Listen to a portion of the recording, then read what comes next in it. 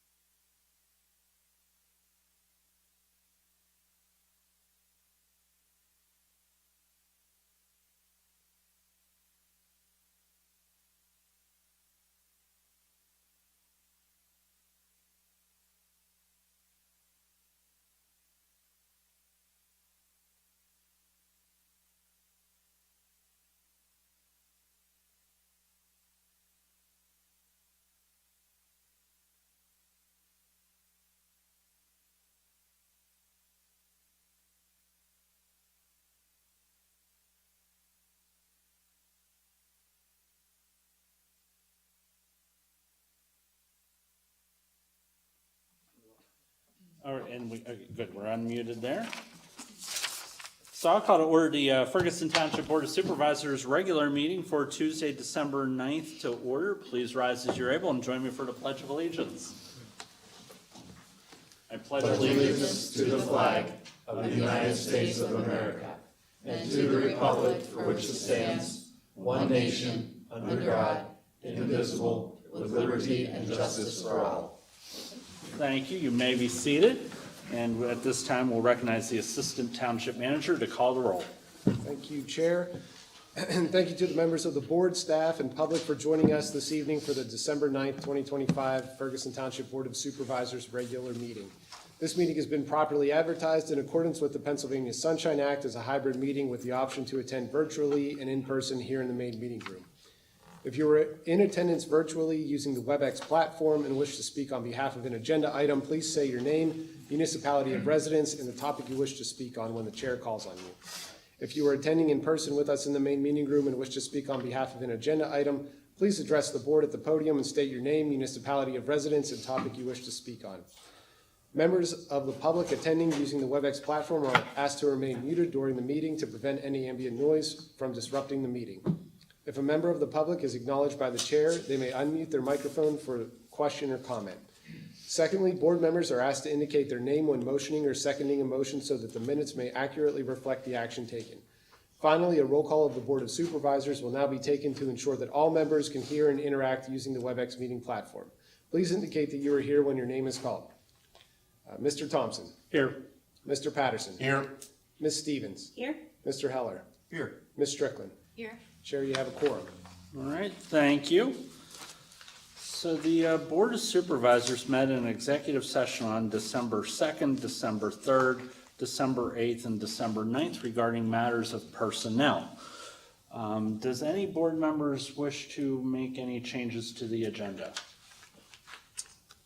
Mr. Chair, I think I have a couple of changes. Well, consensus-based or a motion, but one is to, I think we have a number of individuals here for the Wawa Land Development, so that's a new business. I'd like to push that to the front of new business. So before the consent agenda? Sure. Yes. Yep. Okay. Move the COG committee reports to after new business. All the way at the end is fine. Very end, and it's just. Okay. Yeah, and it's just a couple. And then, wanted to add a discussion on Center County Housing Land Trust to the consent agenda to be pulled. Well, talk about pulling out later. Or well, that wasn't on the consent agenda, but you wanted to just add it to? That's right. The end of the agenda? That's right.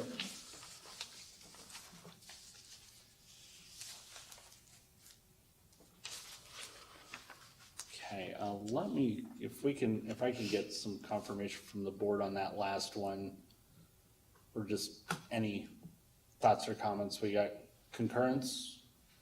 Or even addition to the old business, because we talked about it before.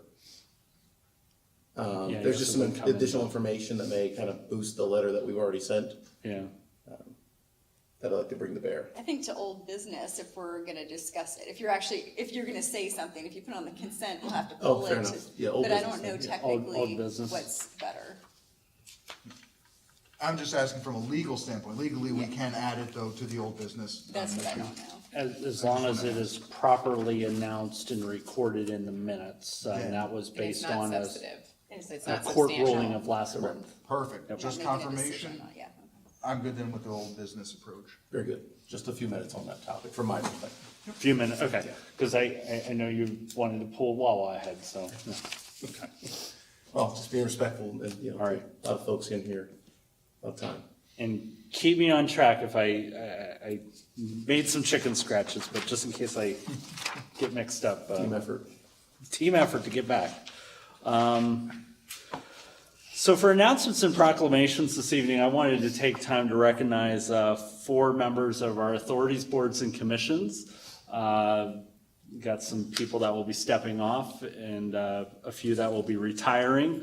So tonight I wanted to recognize Jennifer Eccleston, our Planning Commission alternate, for their time of service, as well as Colin Littlefield of the Pine Grove Mills Small Area Plan Committee, and Lisa Rittenhouse from our Tax Review Board, and she's actually even served on the Planning Commission. I had a privilege of having her on the Planning Commission when I was chair.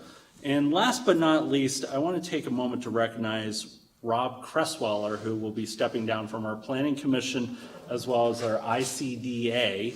A little tidbit about Mr. Cressweller: he also served on the Board of Supervisors, which between those three committees, between the two committees and the service on the board, totals out to 37 years of service to our township. So definitely want to recognize him, and we'll get him some proper recognition within the new year on that. So on behalf of the board, I thank our ABC members for their service to our community.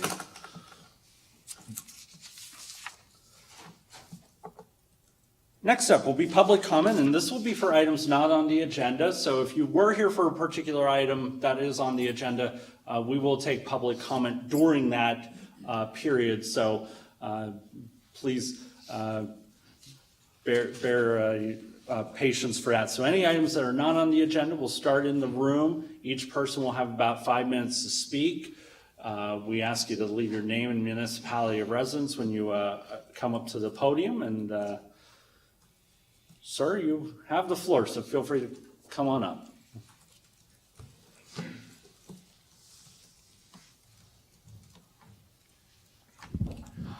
Good evening. My name is Rick Tetzloff. I'm a longtime resident of Ferguson Township. I was here last week for the discussions, and I want to thank the board first for volunteering for doing the work they do as our supervisors, but also for not raising the property tax at the time. I had intended on speaking last week, but then I kind of tempered and changed my thoughts, and I wanted to collect them a little more before I spoke to the board. During the meeting, it was brought up by some of the speakers up here that perhaps our millage is one of the highest in the region, and Centrice brought up that no, we're actually one of the lowest, and it kind of got me thinking, because I've been an investment advisor for 42 years, and I know that, you know, it's how numbers are perceived that matters, not what the numbers really are, and a number doesn't do anything until it's really compared to something else. Another number is apples to apples.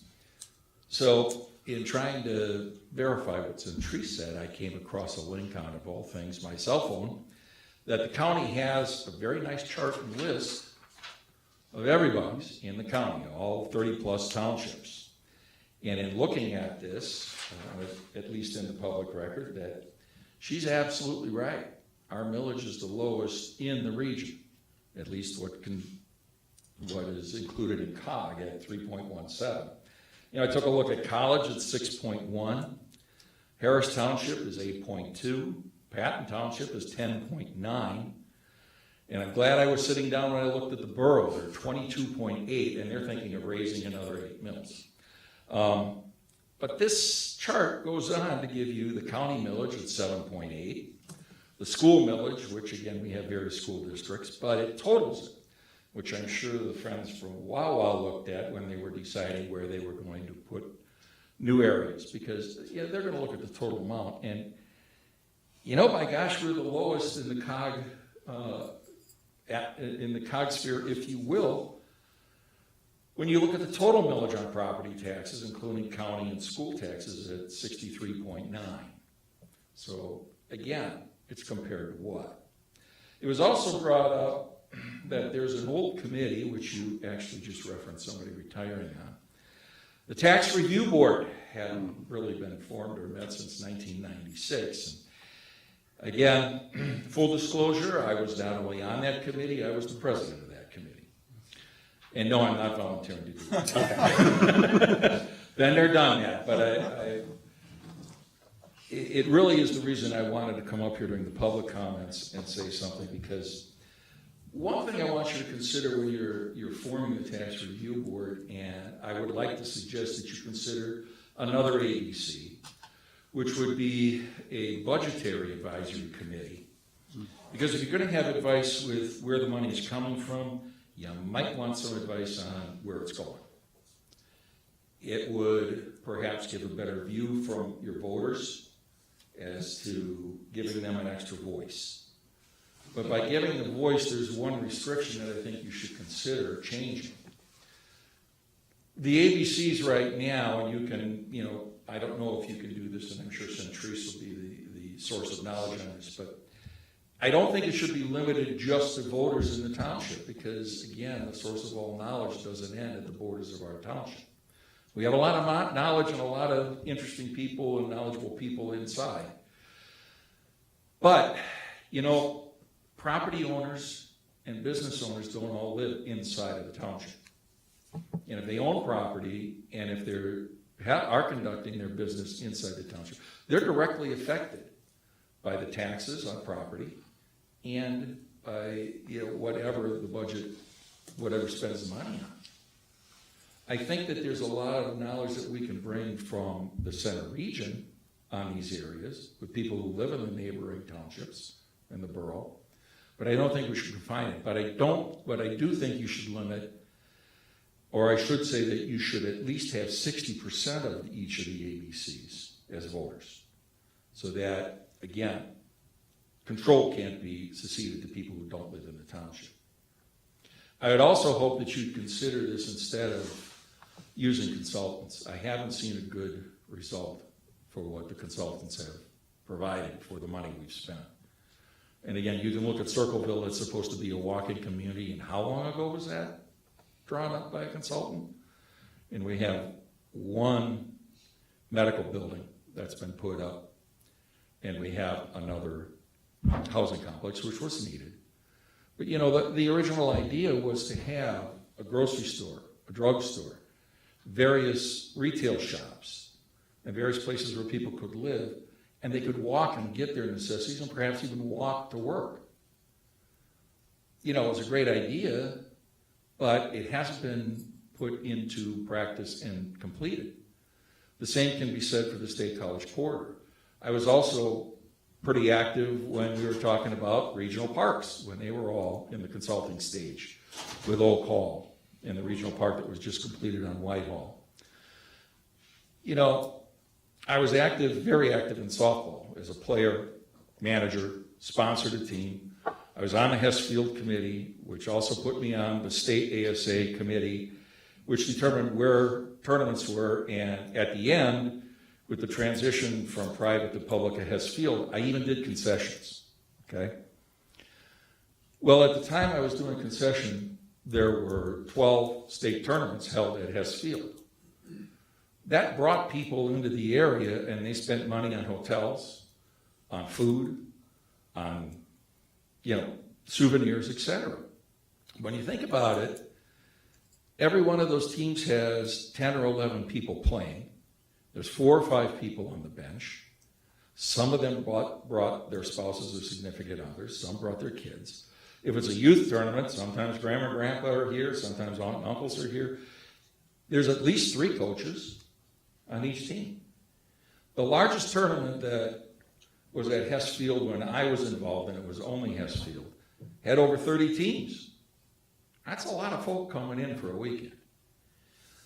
After Oak Hall was completed and opened, and talking to, shall we say, sources deemed reliable or people I still knew in Park and Recs, there were now 16 tournaments being held, which basically they said they looked at every weekend available from the beginning of May to the end of September where there wasn't another large activity going on in the State College area. But that tournament I talked about with 16 teams now is up to 33 teams. Now, the reason I'm bringing this up is we have Whitehall open, finally. That's supposed to be for field sports. I did not go in and look at it yet because I'm pretty sure that it wasn't the original design, but it's there. The field sports with soccer, field hockey, etc., will bring people into the region if we start using it properly. But again, there's no hotels, there's very few restaurants, and there's very few shopping, which could increase the revenue to the township. So again, I'd encourage you to consider a financial review board for the budgetary process, which could maybe help lessen the time you all have to take out of your personal lives. And I think you would gain a vast amount of knowledge if we could open up some of the ABCs to people that aren't necessarily residents of township, but have a stake in a business or property. Thank you for the time, and again, thank you for your service. Thank you, and thank you for your service as well. Any other public comments in the room? Ms. Coral?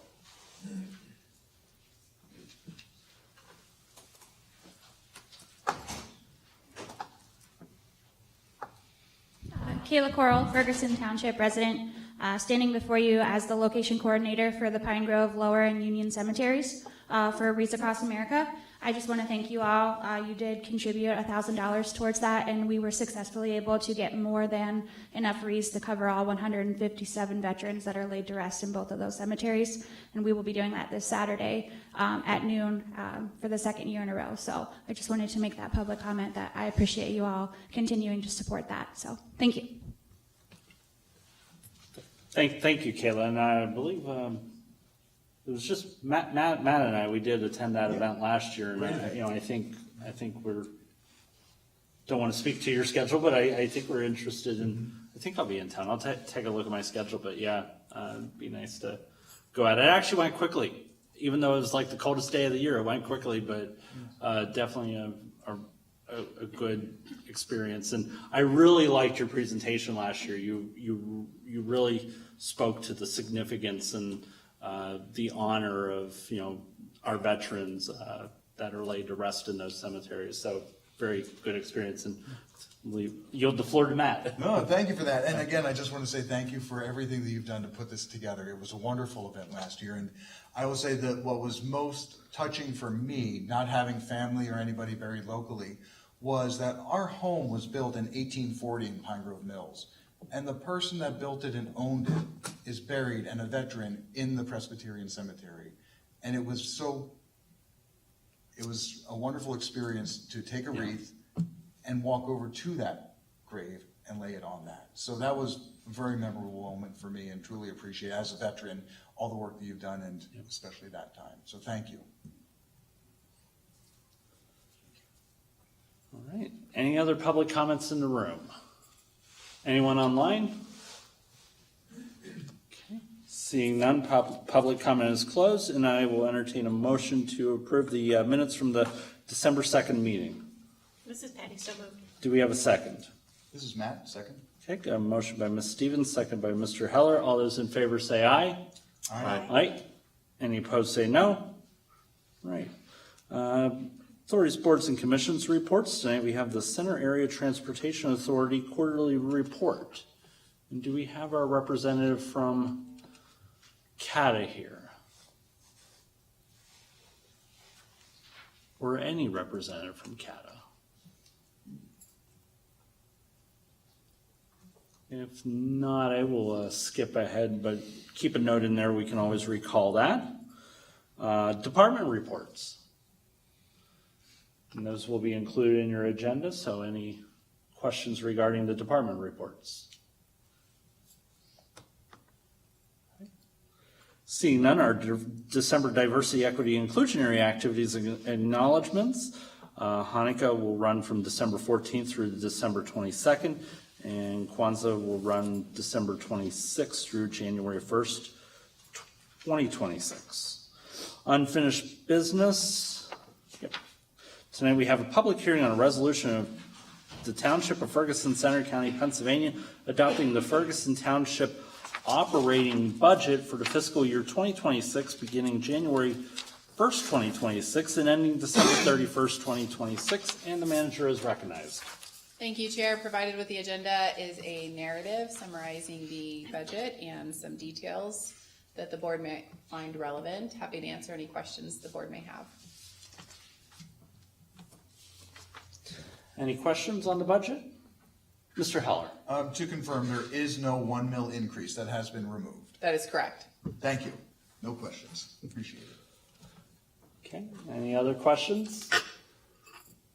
If not, I would entertain a motion to approve the Public Or, oh, yeah, this is a public hearing. I apologize. just realized. Yeah. We're good. So this is a public hearing, so before we move any further, we will give the public an opportunity to address the board. We'll start here in the room. Anyone in the room? Mr. White, you're up.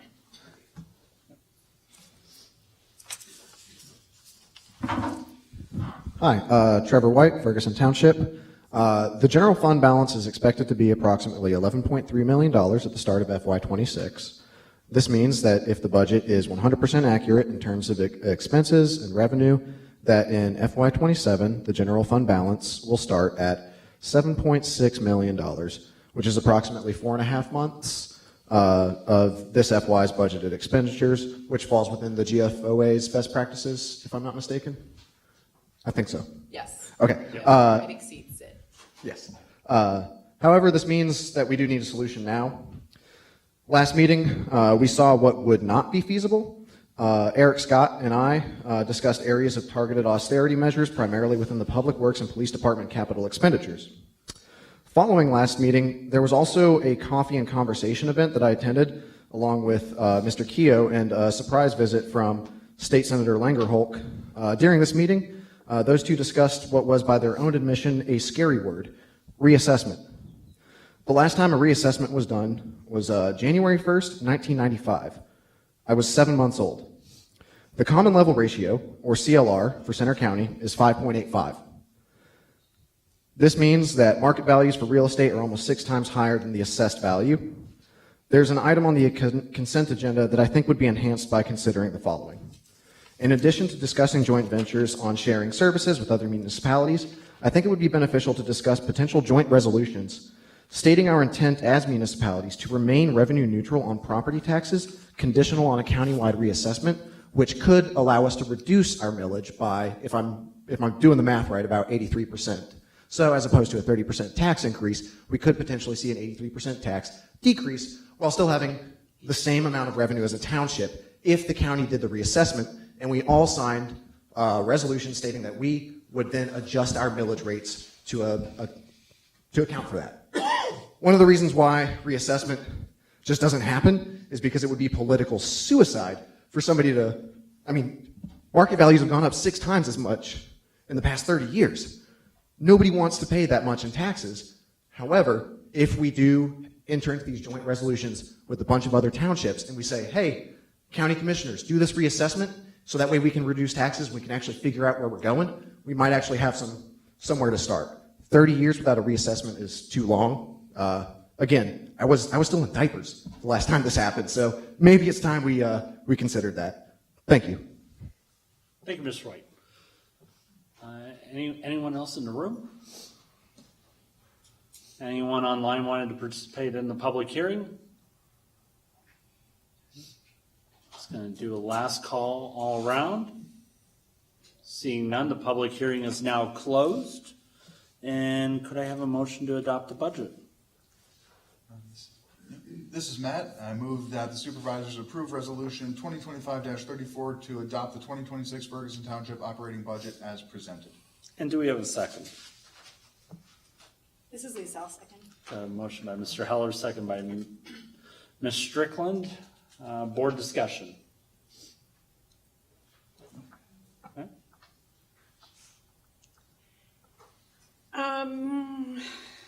I guess just briefly,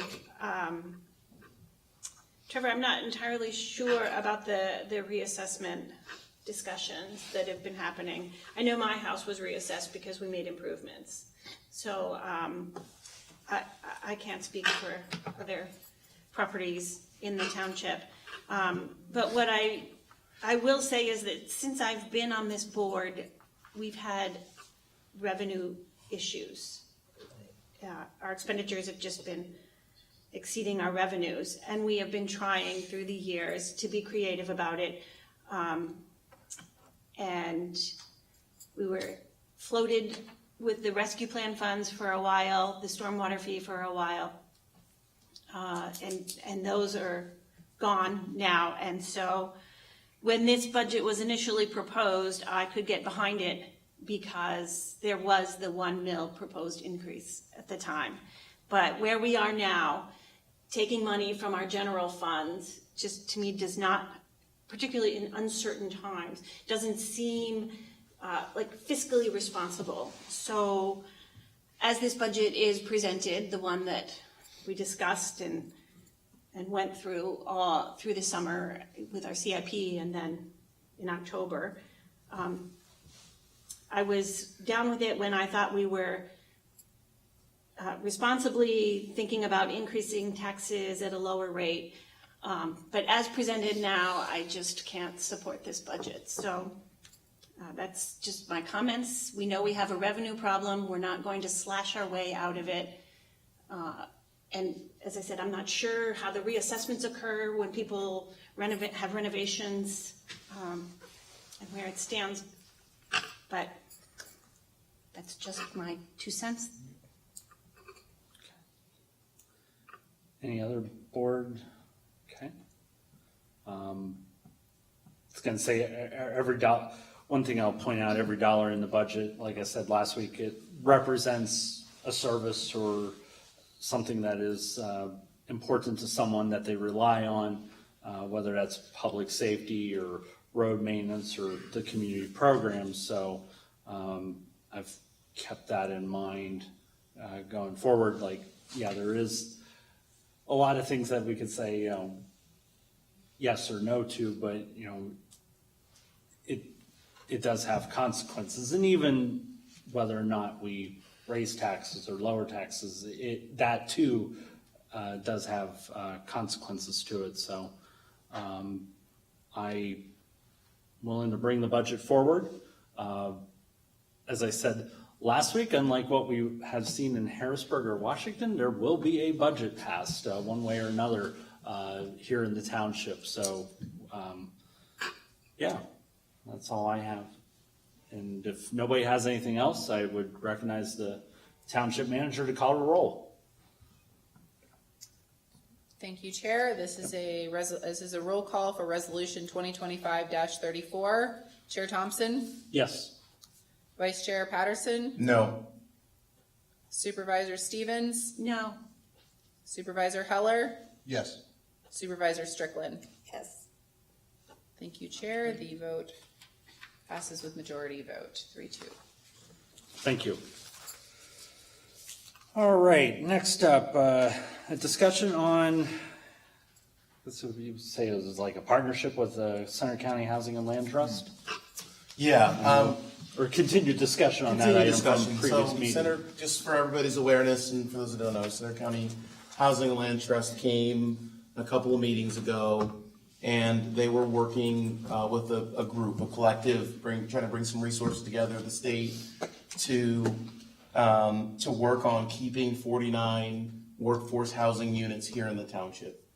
And they were asking for some funds from the township to pay for soft costs. And in that meeting, in summary, I was concerned with, for those that don't know, in the development world, developers pay soft cost and they receive a return on that soft cost because there's risk. You're going off, you're spending money, there's risk, and you should receive a return. And so with the township potentially giving money for soft cost, I wanted to make sure that our money was either, there was some short and or long-term benefit to putting in soft costs. Because if we're putting our money up with everyone else and everybody's putting in a little bit, and there's going to be some returns on that, although small, I think, we should also participate. And whether it's, the units stay affordable forever, or there's a 1% or just something to recognize the township for taking a risk up front. And I'm not sure we do that. I'm not sure that we have done that. And so in this, I wanted to just maybe, from a consensus perspective, authorize our manager to, with that framework of making sure that the short and long-term benefits were clear, just authorizing the manager to kind of, there's funds in the budget, we as we talked about before, and we were willing to say, yeah, let's go ahead and write a letter and commit some dollars. I think I'm at a place where I've written down, and I've sent it to you all, and we can put it in a follow-up thing. But it was, let's just make sure that we have some sort of return, documented return to the township. That was my only hesitation, so I did a little bit more thinking by making other folks work. I did the thinking and I put it down on paper for you guys. So I just wanted to share that and perhaps get some consensus here, Mr. Chair. Any questions for Supervisor Patterson? Mr. Heller? So what is the outcome you're looking for this evening from the board? The outcome, do you recall what Missy Schoonover and Yes. Adam Robart, do you recall what they were asking? I think they said, hey, we have $300,000 in soft costs. Do you recall what they asked us specifically? Because I don't. I don't recall that number. No. But was there a number we were thinking about saying, hey, we're willing to commit X amount of money when we were kind of talking through this at that time? I'm dusting the cobwebs off, and I don't recall at that time. Okay. But this would be, of course, something we can go back in the record and look at. But I think it would be dependent on what would be recouped over what period. So if there was a 1% return, we'll say $300,000 investment, and all of a sudden we get 1% by the next year and the $300,000 back, yay. But that's not logical. I'm giving an extreme as an example. So it would be dependent on what that would be. I am all for recouping the costs and benefiting the township. So if it's a discussion around, do we want to pursue that conversation and figure out what that number would be and what's appropriate and then bring it back to the board with something formal, I'd be for that. Or I'd be for, if we arrive at a number tonight, also for that after some open dialogue. But then again, I also don't know if that's of a de minimis nature per us adding this to the agenda. Sorry, I guess I have more questions than answers. I'm for it. I just need to make sure Just how we could be for it. how it can be done, right? And maybe, Madam Manager, your thoughts on what we can, I was thinking like authorizing you to kind of have the framework, but help me out with where you think we can. I think a discussion to agree to bring it back for an action item is something that you could do based on the recent Supreme Court decision. They overturned the decision to be able to add motions, but something that's more de minimis, like Supervisor Heller said. So the action to allocate funds in an amount that may or may not exceed the 10%, because that would still be what you're discussing. It would be it would be considered a substantial action item to allocate funds that aren't budgeted in the next fiscal year. I would 10% of a line item, or this would be. I just don't. Yeah, I don't know. I don't know how much. I think what I recall, and I say this very carefully, is that the amount total that the Center County Housing Land Trust was looking for was somewhere in the ballpark of $300,000, but they were accepting contributions from agencies, municipalities, in the amount that the municipality. It's my understanding that maybe College Township had donated somewhere in the 50,000 mark. This is in our backyard, so we should do more. But I guess what's de minimis? Would de minimis be authorizing you to have a stronger letter? So we said that we would provide a letter of support without a monetary dollar. So if you would like, we can bring it back for, I think, authorizing for this agenda item for formal action at the next board meeting would be appropriate. And if you, an action item to allocate a contribution, that then at the next board meeting, that formal action would be enough to make that contribution. Okay. Is everybody okay? Sorry. Yes. Yeah, I'm comfortable with that. And then I have a question for the board. So you go ahead, Mr. Heller. I want to say yes, and at that time, would we be discussing what percentage and return we'd be looking at with the previous presenters? I think that's an important part of the conversation. Okay. Could we? Because I would love to. I'm okay with saying, okay, $50,000, but if part of this is trying to also get a return on the investment in support, then I think just having them in the room to confirm that we'd be able to do that and how we'd be able to do that would be important. Yeah. I wouldn't want to commit it without that knowledge. We could certainly coordinate to have, to bring it back on the earliest agenda item that both Missy and Adam would be available. Tomorrow? No, just kidding. Okay. Well, that's- All right, great. No. I don't know about tomorrow. I'm kidding, Yeah. I'm kidding. I know we have- January 6th possibly. Okay, Okay. but I want to confirm though, does that align to kind of the initial thoughts that you had bringing this forward? Or were- So, my experience is development, and so I think what we heard in the last meeting where we heard from the land trust, and we had asked, what's the deadline? And they had said, oh, well, we're not gonna apply for this thing for 6 months. Well, there's a lot of other steps that lead up to, so I think as a township, we probably want to be a little bit more forward with our commitment as early as possible. But I defer to the, whatever the timelines we have to do that. So, but I didn't think about that when we talked about it. I probably had a thought about timelines and the fact that they're like, oh, it's just next year. It's not. It's much earlier. That if you think about, just when you go to get a land development plan and we're doing some building, you got to lay out 6 months in advance before you get those things. So I think there's some other things that we're missing as part of their submission for those state dollars.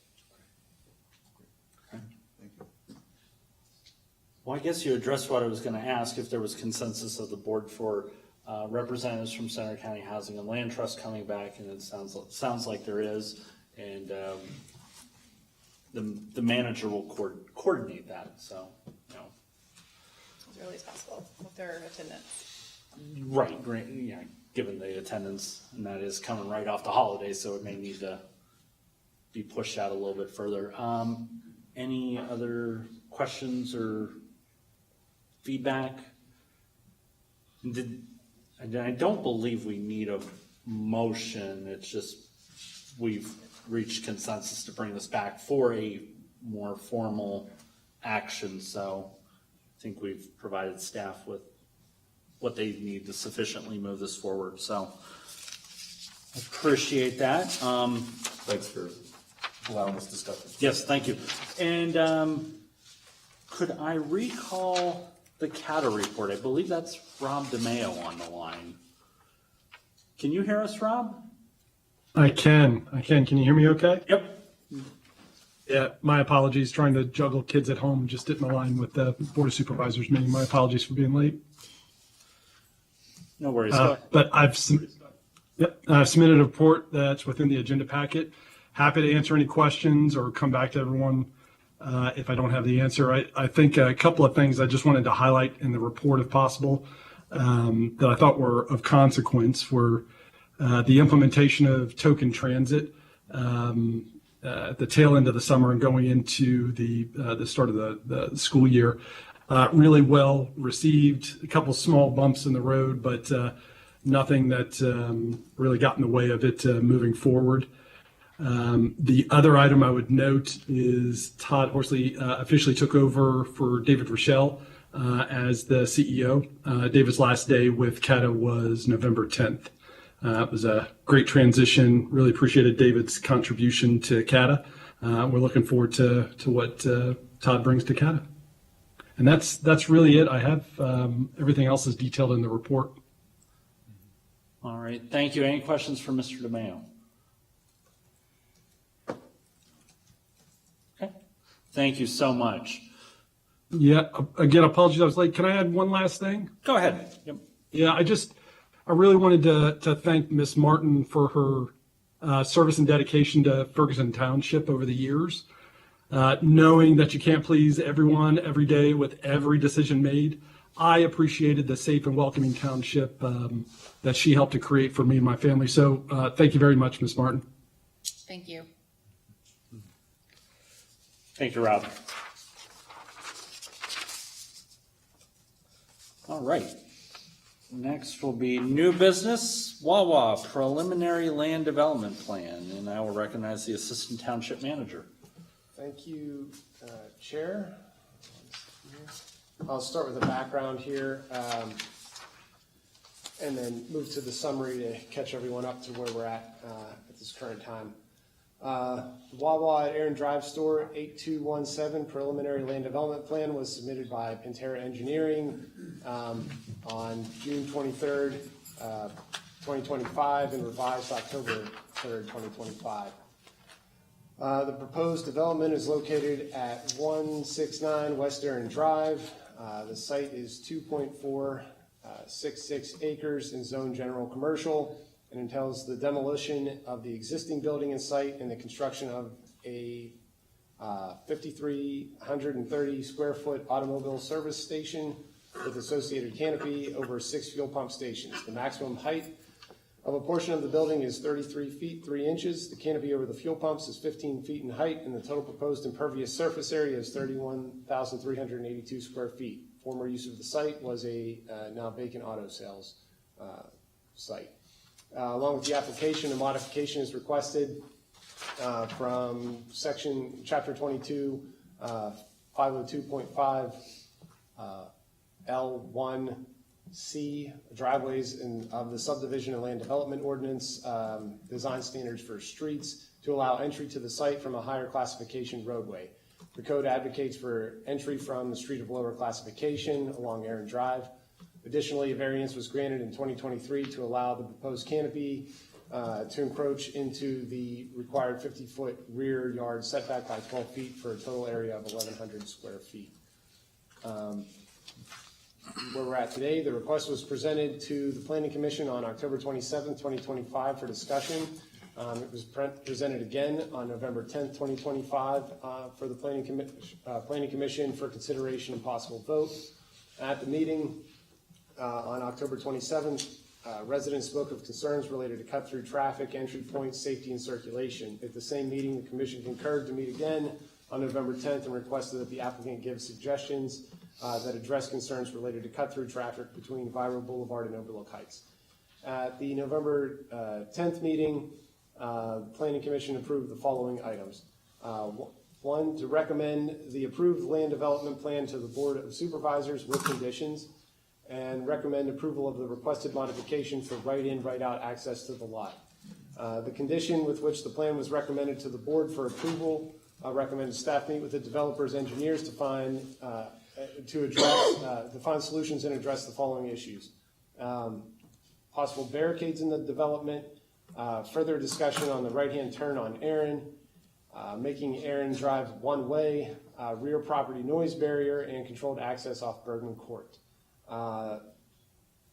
Staff were directed to meet with Pantera Engineering prior to presentation to the board. A letter to discuss these items that happened. A letter was provided from Pantera Engineering to the township addressing the items that were in question, with answers to consider all the cut-through, or to consider all of the items listed there, cut-through traffic, on down the list. The response letter is included, both the letter and the response letter are included in the agenda packet.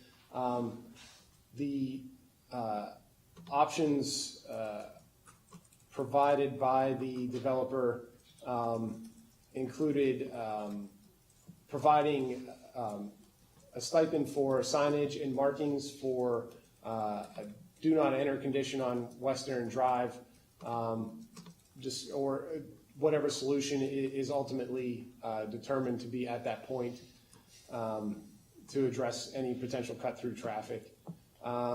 They declined the right turn lane on Aaron Drive. The addition of a rear buffer with arborvitae plantings similar to the bank that is across the street would be provided at the rear of the property. There would also be an adjustment of the signal timings as part of the signal timings, and would include an update to the leading pedestrian interval at that intersection to address pedestrian crossings. And additionally, there would be the construction of a sidewalk ramp, an ADA accessible ramp that would be crossing Aaron Drive across to the opposite side of the street, with that sidewalk also being adjusted to create alignment, to have a full ADA accessible crossing there with crossing bars. So this is the preliminary land development presented to the board here today for your consideration. Right. Any questions from the board?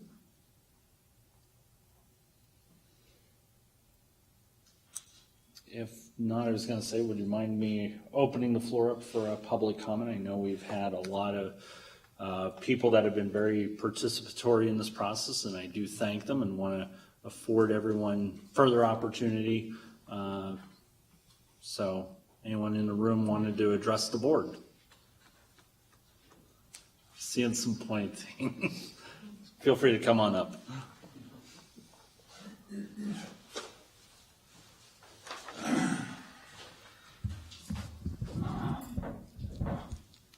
Hi, how you Joe. doing? Oh, can everybody hear me? Okay, great.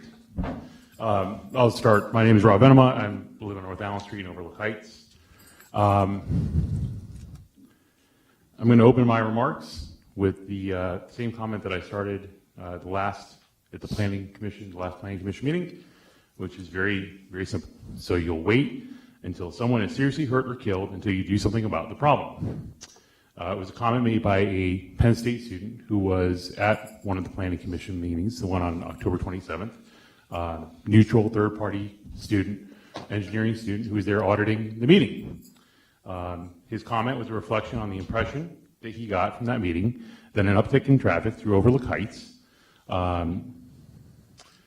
subsequent to the approval of the development plan that you have before you today, was not a concern from the planning commission and a problem that could be addressed later when it became a township issue. To be honest, I am shocked that we are here discussing this matter with the Board of Supervisors today.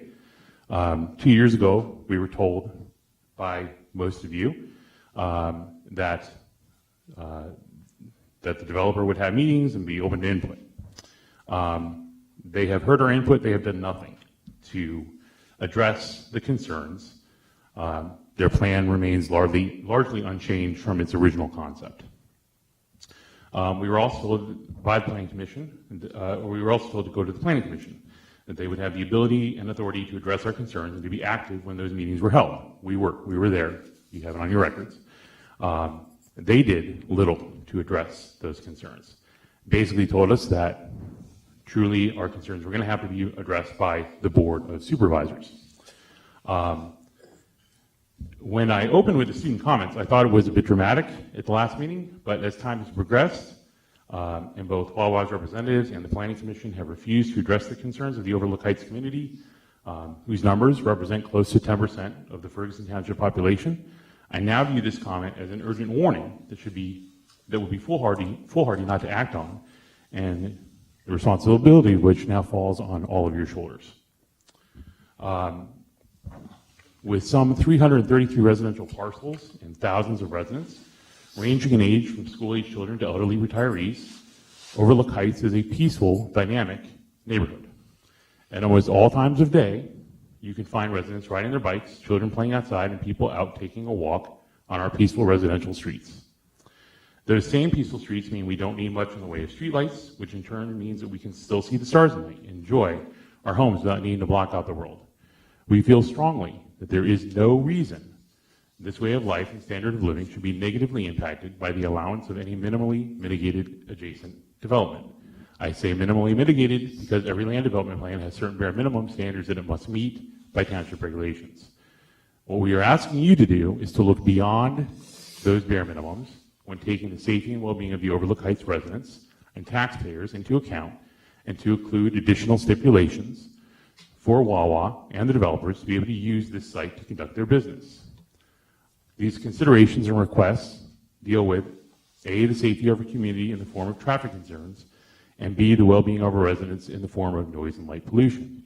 I'll speak to the first item. I'll leave my neighbors to speak to the rest. Overlook Heights is a unique residential area for Ferguson Township in that it's reached its developmental growth potential by being landlocked on all sides. We have parkland to the north. We have the Arboretum to the east. We have Blue Course, which turns into Clinton, thank you. To the south, and then we have, of course, the Atherton corridor to the west. Currently, all but one Overlook Heights property can only be accessed by one of 4 points off that North Atherton corridor. These access points all lead to and are used primarily for residential, not commercial, destinations. In fact, the few commercial destinations around Overlook Heights use Atherton as their primary and in almost all cases only means of ingress and egress. That means that currently 99% of our traffic is residential and specific to the people residing in the neighborhood. This is important to keep in mind as the residential traffic tends to be more mindful of and invested in maintaining a safe environment within that neighborhood. Wawa is a high volume and therefore high traffic waypoint destination business that profits on quick turnover. The site development plan calls for access from both Aaron Drive and Bergman Boulevard. Therefore, during times of high traffic on Atherton Street and or Waddle and Viro, non-residential traffic, both destined for Wawa and or looking to circumvent congestion and traffic signals along this route can and will utilize the Overlook Heights side streets to do so. Historically, that non-residential related traffic is focused on their end goal, which means they are less likely to obey the rules of the road by traveling at higher rates of speed and not coming to complete stops at stop signs on the same currently peaceful streets I spoke of before, with limited streetlights and no sidewalks, with a steady and regular flow of people out walking, cyclists, and children playing. This is a recipe for not possible, but inevitable disaster. In short, an increase in traffic volume is the problem, and there is no compelling reason for there to be any traffic increase, especially non-residential related, through Overlook Heights, despite traffic studies that suggest in comparison to some metric or standard that the Overlook Heights street design may be able to accommodate a traffic flow increase. Those studies do not take into account two factors: the psychology of driving, which indicates that even if the distance traveled is greater, the perception of a route being faster is inherent if the driver can stay in motion, and the specific nature and character of the Overlook Site neighborhood, which I previously discussed. Therefore, we ask that you take into account for these factors now by mitigating the problems before they occur, as opposed to leaving to be addressed after the problems exist. Not addressing the problem now means, after Wawa is open, Overlook Heights will have to complain to the township to enact its traffic calming ordinances. That process will have to play itself out over an unknown timeline involving many steps, most of which deal with traffic speed and not the real problem, which is volume. And all of these steps and potential partial measure solutions put a financial burden on the township, i.e. the taxpaying citizens of Ferguson Township, that exponentially surpasses the local tax revenue generated from having a Wawa-style business operate at that site. And two, in a worst-case scenario, not addressing the problem could mean township liability for townships resulting from not adequately mitigating a publicly presented problem when they had the opportunity. However, addressing the problem of volume now, which is a direct result of adding a high-volume, high-traffic waypoint destination that also has access to the Overlook Heights neighborhood, not only eliminates citizens living with dangerous, unnecessary traffic conditions, but also costs the townships and its taxpayer citizens less by streamlining the process for dealing with the issue. Therefore, the logical solution is to enact measures to prohibit traffic from being able to flow freely to and from the Wawa site through Overlook Heights in the form of a singular choke point via a passable or permanent barricade. This can most easily and most effectively be achieved on Aaron Drive, immediately west of the entrance to the vacant bank, and the Wawa site, without affecting public access to the Overlook Heights community. The preferable solution would be a possible barricade or gate, accessible by residents and emergency municipal vehicles only, something commonplace in many other communities. A local example would be Patriot Lane at the Trader Joe's Plaza, specifically designed for traffic concerns ahead of problems occurring at the Sheetz, West Clearview, Trader Joe Plaza confluence. As an additional condition of the site development plan, the cost for this plan, which is exponentially less than other solutions offered by the post-problem traffic ordinance, is no longer borne by the township, i.e. taxpayers, but rather by the developer/ownership group as a cost of having the privilege to conduct a business at that location, much like the expense they will bear to make changes on North Atherton, as they've been permitted to do the right turn in, right turn out access from Atherton Street. That barricade is also a real solution. Signs are only as good as the metal they're printed on. Witness Chick-fil-A on North Atherton Street. We have all seen the problem, right? No left-hand turn lane, and there's constantly a line of traffic making that left-hand turn. So finally, hopefully you're aware of this, but we did submit a list of signatures from a large part of the Overlook Heights residences in support of these positions. If you don't have a copy of that, I'm hoping the Planning Commission sent that to you. I know that it was submitted to the staff. We hope that by the end of the evening, you will take the time to reflect on the opening statement, and in doing so, delay the vote on the site development plan until all of our concerns have been addressed and resolved in an amicable and mutually beneficial manner. While encouraging business development is important, it is equally important to ensure those businesses are good neighbors, invested in the safety and well-being of the community. Thank you. Thank you.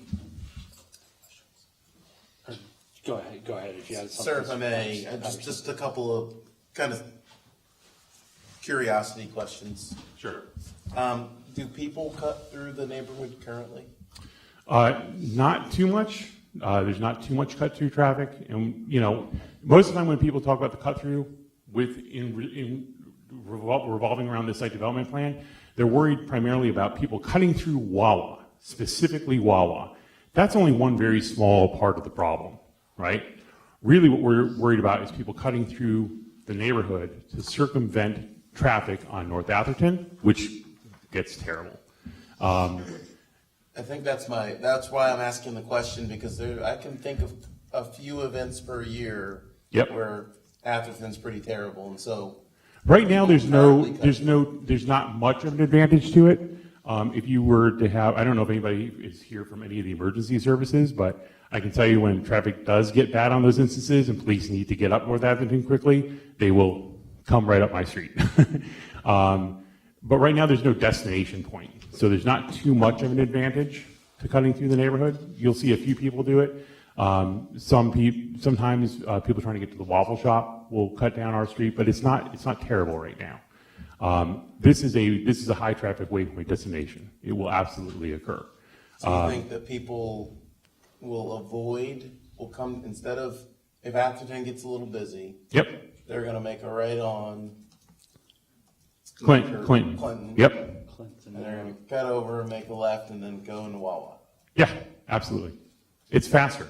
What makes you think that?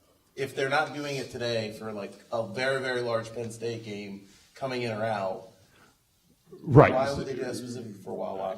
I'm trying to understand.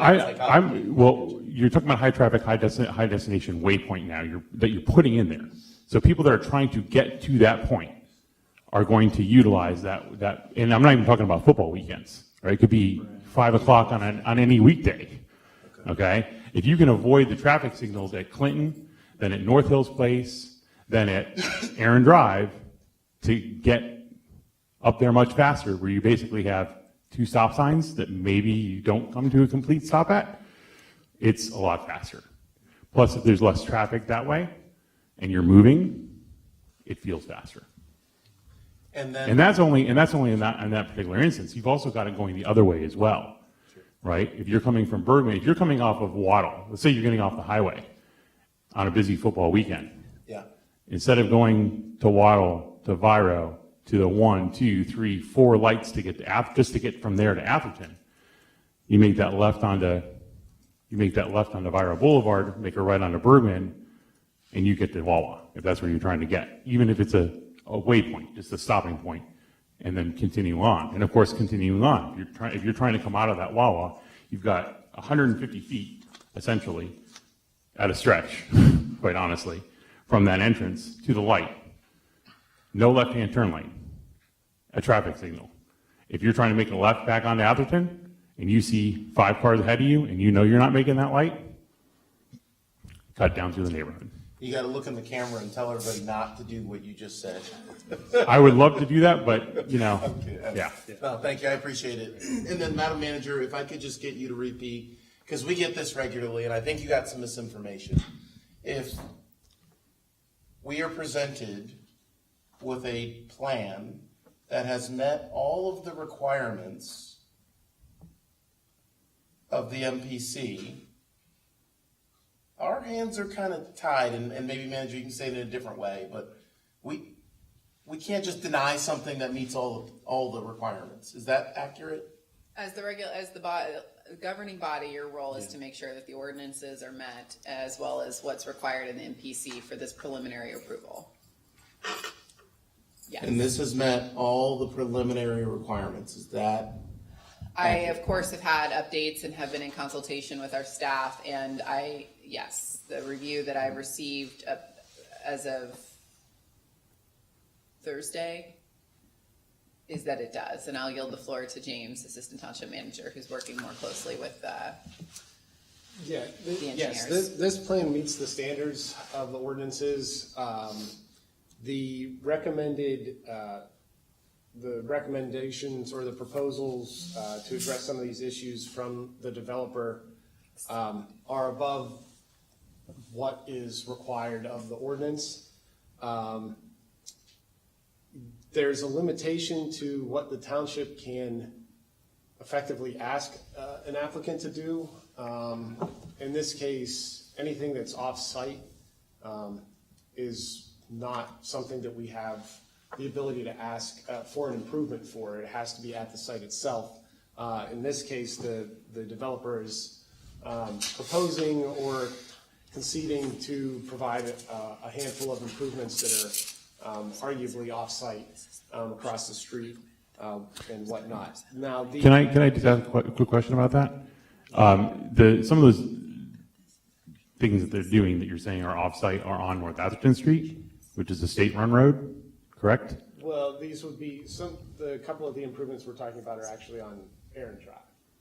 And Chair, if you will, we still need to have our engineer come up and do a presentation. So I just want to acknowledge that the presentation to the board with the full, information that you'll receive has yet to actually be delivered. I'm so sorry for that. So yeah. Thank you, Mr. Chair. I don't have any further questions. I just wanted you and everybody to have that kind of awareness that we are the approving body as long as it meets the requirements. Right.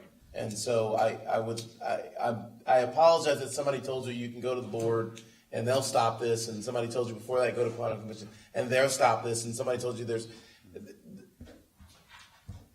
we hold to the standards. Cancel that. I'm going to hold to the standards. That's my kind of commitment to being consistent. I'll just let you know that. That's big on for me personally. Thank you, Mr. Chairman. Thank you. And I was going to say, with the information I was just given, if I could just pause in public comment, I think the presentation from the engineer would be rather insightful, in that is ready for delivery. Right. We have both of our engineers here this evening. Okay. We have representing the township as well as representing Wawa. So yeah, let's take a look at that information, and we can continue the conversation afterwards with based on the information, the new information. Well, existing information we'll probably be getting with some new. So, yep. So if you want to talk about the additional improvements, either party, both parties. I suppose I will go forward, and then Tony, the applicant's engineer, can go forward. As per the previous discussion and at the Planning Commission, we did have the reviewing traffic engineer here and representatives of both. And that is where we addressed some of the comments that were related to that, because the update from James and Centrice is correct, that they are on track, minus some administrative items for final review to meet the requirements as set forth for the ordinance. Based on the Planning Commission, they were open to meeting with us to discuss some alternative improvement options, and it would go above and beyond the requirement of that ordinance, hearing the public's opinion and concerns about the matter.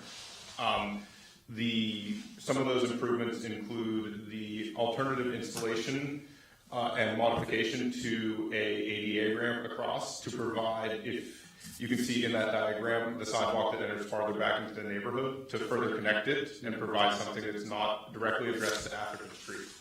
One of the other primary things that they were open to is contributing in the residents. We have heard from those planning commissions the interest in limiting access down Aaron Drive to prevent that cut-through traffic.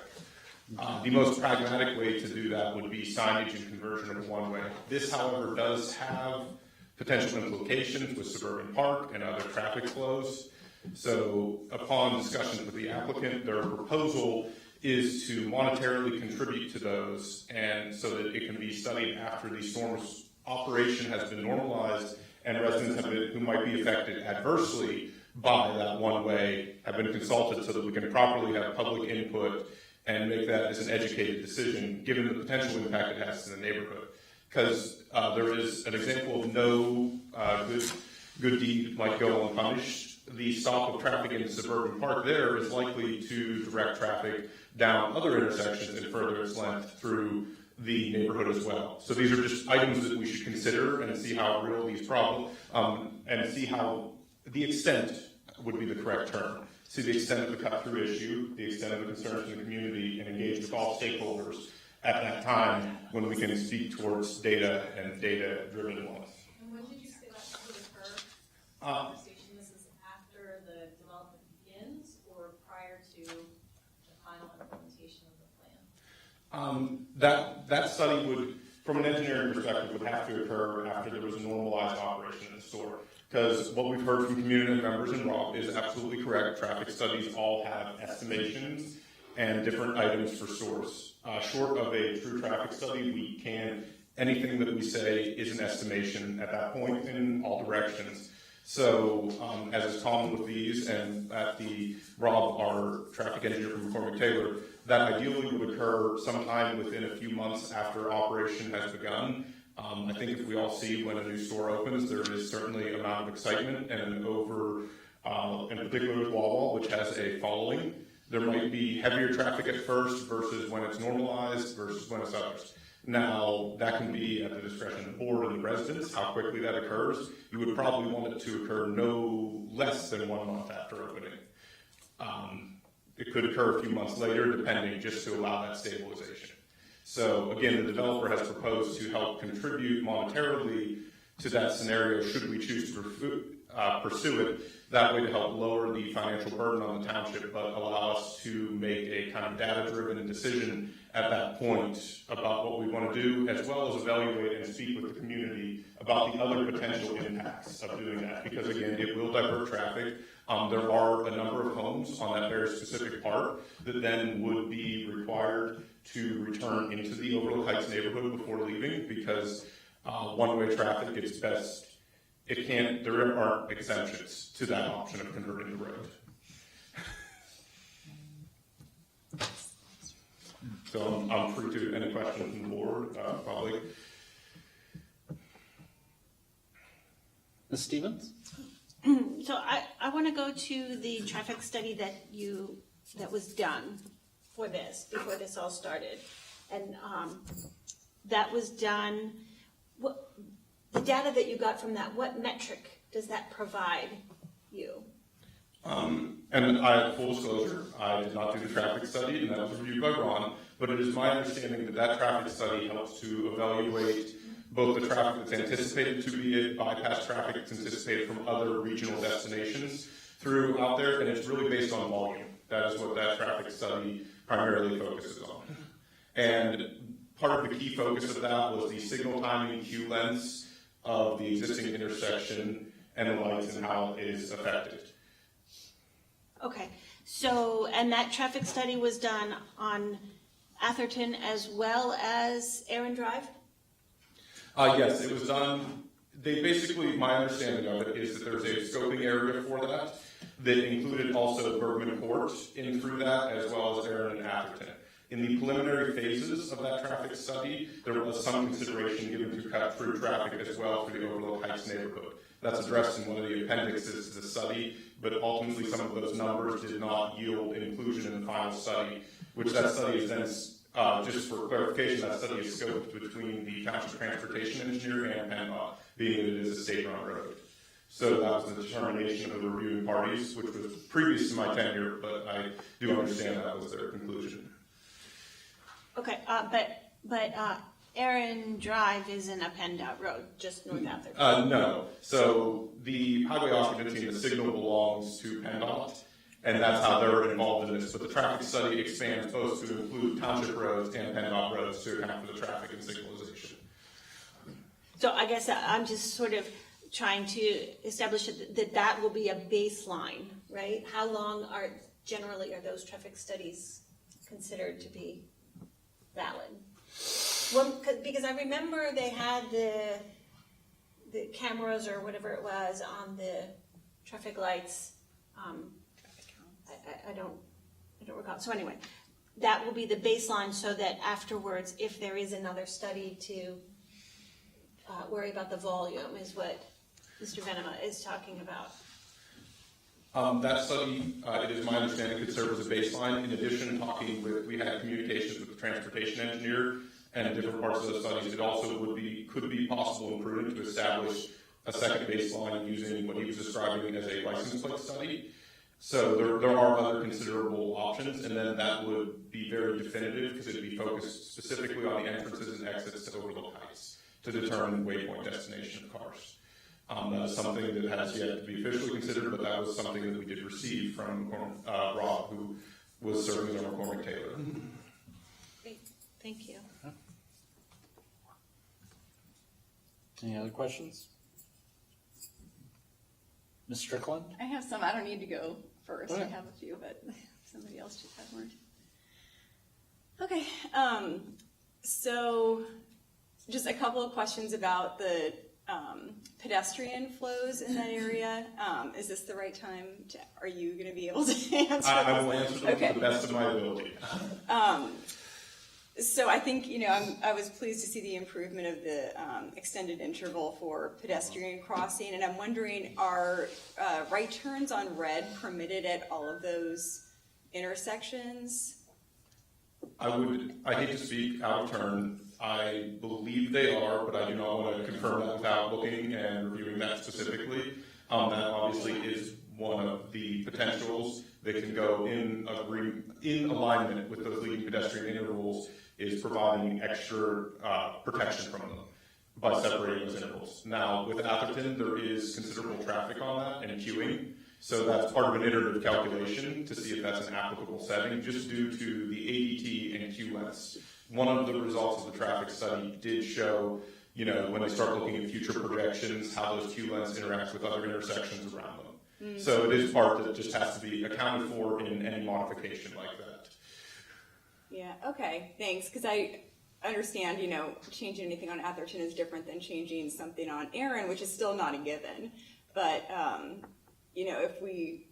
I would suggest that be a consideration for limiting right on red turns there to provide an additional measure of safety for those pedestrians crossing. I don't know where that suggestion goes from here, so I put it out there. And this is a township side improvement, understanding that there's only so much we can require of the developer. But something that I want to put out there as we're discussing approval of the plan. So I guess I would look to the board to see if there's... If I recall right, Blue Course in Atherton's going to be a no turn on red, either from a traffic signal update or the Northland mobility study. So maybe something that could be tied into there. And Mr. Thompson is correct. That is one of the items that is considered in that study. And in that, they're potentially looking at an option that would be a no turn on red signal that activates in accordance with the light as part of the signaling. Whether its inclusion at the final is being determined by engineers, but that was one of the scoping and considerations of that can help impact the time, lessen the impacts of that timing overall. But it activates with activation of the crosswalk push buttons. So that certainly is a consideration and something that can be modified to lights as well. Okay, so I guess I would look to the chair to see where that can move forward if you all bring that for consideration at some point. I'll move on at this point, but, Right, but, yeah. Yeah. So, one concern I have is the bank on the opposite corner, so that's vacant, as I understand it, and that's also in general commercial, so we don't know what will go in there at some point. And so just kind of looking to the future of what potential traffic situations we could have there as well that might conflict with what we're already looking at here. So, you know, we've got a couple other traffic-heavy businesses on Atherton, and so I'm thinking, you know, Chick-fil-A farther up north that kind of impedes traffic in that area. Starbucks. The could liquor have a long store line. actually moved in across from Wawa. Yeah. So considering that we don't know what would go in there in the future, I think it's important to play that into the considerations here of what, again, on the township side, will need to be addressed as this goes in. I think you really could be looking at, you know, a doubling of, you know, that kind of activity in that area. So, because you don't know what'll go in there. Right. Probably not another gas station, but you don't know. And so if it's general commercial, which I understand it is, correct me if I'm wrong, because I think the office commercial starts further down. So I'll look it up as well. It was in. yes, I do believe that that's general commercial there. So I guess, you know, taking into consideration the suggestions that have been made for limiting access from the Wawa exit onto Aaron. Again, this is a township side discussion, you know, if access can be limited so that there's no entry from the, whatever that is, east side of Aaron into there, and then you'd have a similar situation, whatever goes into the bank property, that could maybe assist in that, limiting traffic, because then you take out part of a cut through anyways. Anyways, I just hadn't heard that discussed yet, and I wanted to bring it up that, you know, like over here, we've got the Unimart and the Sheets catty corner to one another. So, you know, sometimes these things can attract similar business. So, keeping that. And the last thing I wanted to bring up is Bergman and increased usage of that road. Now, that's a road that we have not done improvements on in some time because it's not heavily used. It was really kind of a parking street. And so just consider that as that gets more heavily used, that's going to be factoring into your microsurfacing and paving program much more frequently than it has been, considering it really hasn't been a factor in that. So that's just an additional cost you're going to face. And I do really see the concerns for the cut-throughs on the other side of the Wawa, but being able to skip that Valley Vista intersection and cut through on Bergman through Wawa seems kind of desirable. I would think I'd see a lot of traffic coming from Valley Vista down Bergman through the Wawa to get back on Atherton, so through Aaron and back on Atherton. It's a really bad intersection at Valley Vista and Martin. So just something, and you know, just one more thing I hadn't really heard discussed. That's going to be a budget impact there. Just adding that the improvements and maintenance to that road that we don't usually do. So. Oh, was I saying Valley Vista? Yeah, Oh, Viro, yeah. Just for clarification, Yeah. Viro Boulevard. Yeah. The It felt wrong when I was saying it, Viro. The office commercial starts at Denton and goes down to Yes, Clinton. yeah, you know. yeah. So it is full commercial, It's full at commercial that there. at that corner, and yeah. Now you mentioned the liquor store because I remember when the liquor store was over at across from Walmart. Yeah, that got a little bit gnarly at times. They'd either cut you off coming in or out. Mm-hmm. So. Mm-hmm. Yeah. I'm sure it hasn't slowed down now. It's at its new location. Mm-hmm. So Did we want to see if there's any more public comment or questions? Yeah, we could go back. Any more, since he was up, the engineer was up here, any more comments? And yeah, give Tony the floor. I know you've been working hard on this project, so. And you have things that, okay. We'll go back to you then, since we got the engineers and then. Thank you. Tony Fruchtel, I'm with Pentair Engineering. We're the engineer for the project. Wawa is here, the developers are here, so if we have other questions, we can certainly go to them. Just maybe to try and expand on a couple things, just kind of wanted to jump back. We did make a request for modification to allow that right in, right out off of Atherton Street. I think the township engineer as well as your traffic engineer agreed that, keeping as much, that would be a good way of keeping as much traffic as possible out of the neighborhoods, right? They can get in, they can get out, they can stay on Atherton Street. That's where we want the traffic to be. To address the concern about the bank, if something else comes in there, they would have to do a traffic study as well. It'd be difficult for us to anticipate, hey, what are we looking at? What could come in there? It might be, I know nobody wants to hear this. If it's empty for 4 years, are we making changes that never happen? So, and I understand you only want to do it once and you don't want to piecemeal things, but it's really difficult for us as a developer to say, hey, what do we anticipate coming in here as far as that's concerned?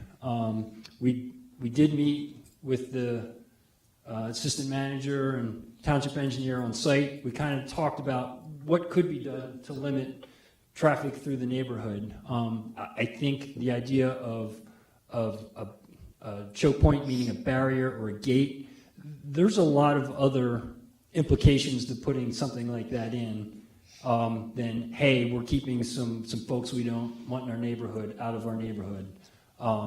So when we were out there, we kind of bounced around, hey, what might be the best way to limit vehicles through the neighborhood? And that was some sort of do not enter.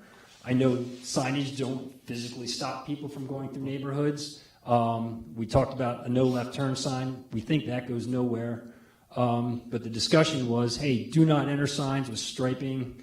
That seems to be a bit more effective. It's a bit more pronounced when you get there. For folks that are not familiar, you come upon that. Drivers tend to be a lot more reluctant to violate that. So the discussion was, hey, if in the future something needs to be done, the developer would like to say, hey, we want to be part of that and help, with the resolution as far as that's concerned. Jumping back to the right in, right out, there was comments from township engineer about potential left turns into the site crossing from kind of the southbound traffic on Atherton Street. The recommendation was to add a concrete median to completely eliminate that option. So can't make illegal lefts into the auto parts store on the other side, can't make illegal lefts into the proposed Wawa. That would be very similar to what's on the other side of the intersection right now, across from the new liquor store. There was a discussion about, hey, what could we do in the back of the store to eliminate concerns about noise and lighting? A couple things. I mean, the developer would like to add we talked about arborvitae plantings. They grow fast, they grow large, they're thick, they do a lot to eliminate lighting and noise, overflow. The township has regulations on what the lighting plan has to be. We do have to adjust our lighting plan. We know that. That's one of the comments that we intend to address. We kind of do that last after we've had these discussions so that we don't put lights where they can't be based on things that might have to be moved around. But we, again, as we talked about, we understand what those limits are as far as overflow, spillage, shielding for the lights, so we can make sure that meets all township ordinances. That's kind of straightforward. Would also say that the building itself serves as a natural barrier for sound. The pumps, the fuel deliveries, everything would be on the far side of the building, away from the neighborhood. The only thing in the back would be deliveries and trash removal, but all of the trash recycling is behind a wall. The dumpsters, the recycling canisters, they sit behind a wall. So there's a natural sound barrier there. And even the orientation of the delivery truck, which would deliver on the right-hand side, the truck itself would create sort of a barrier from deliveries.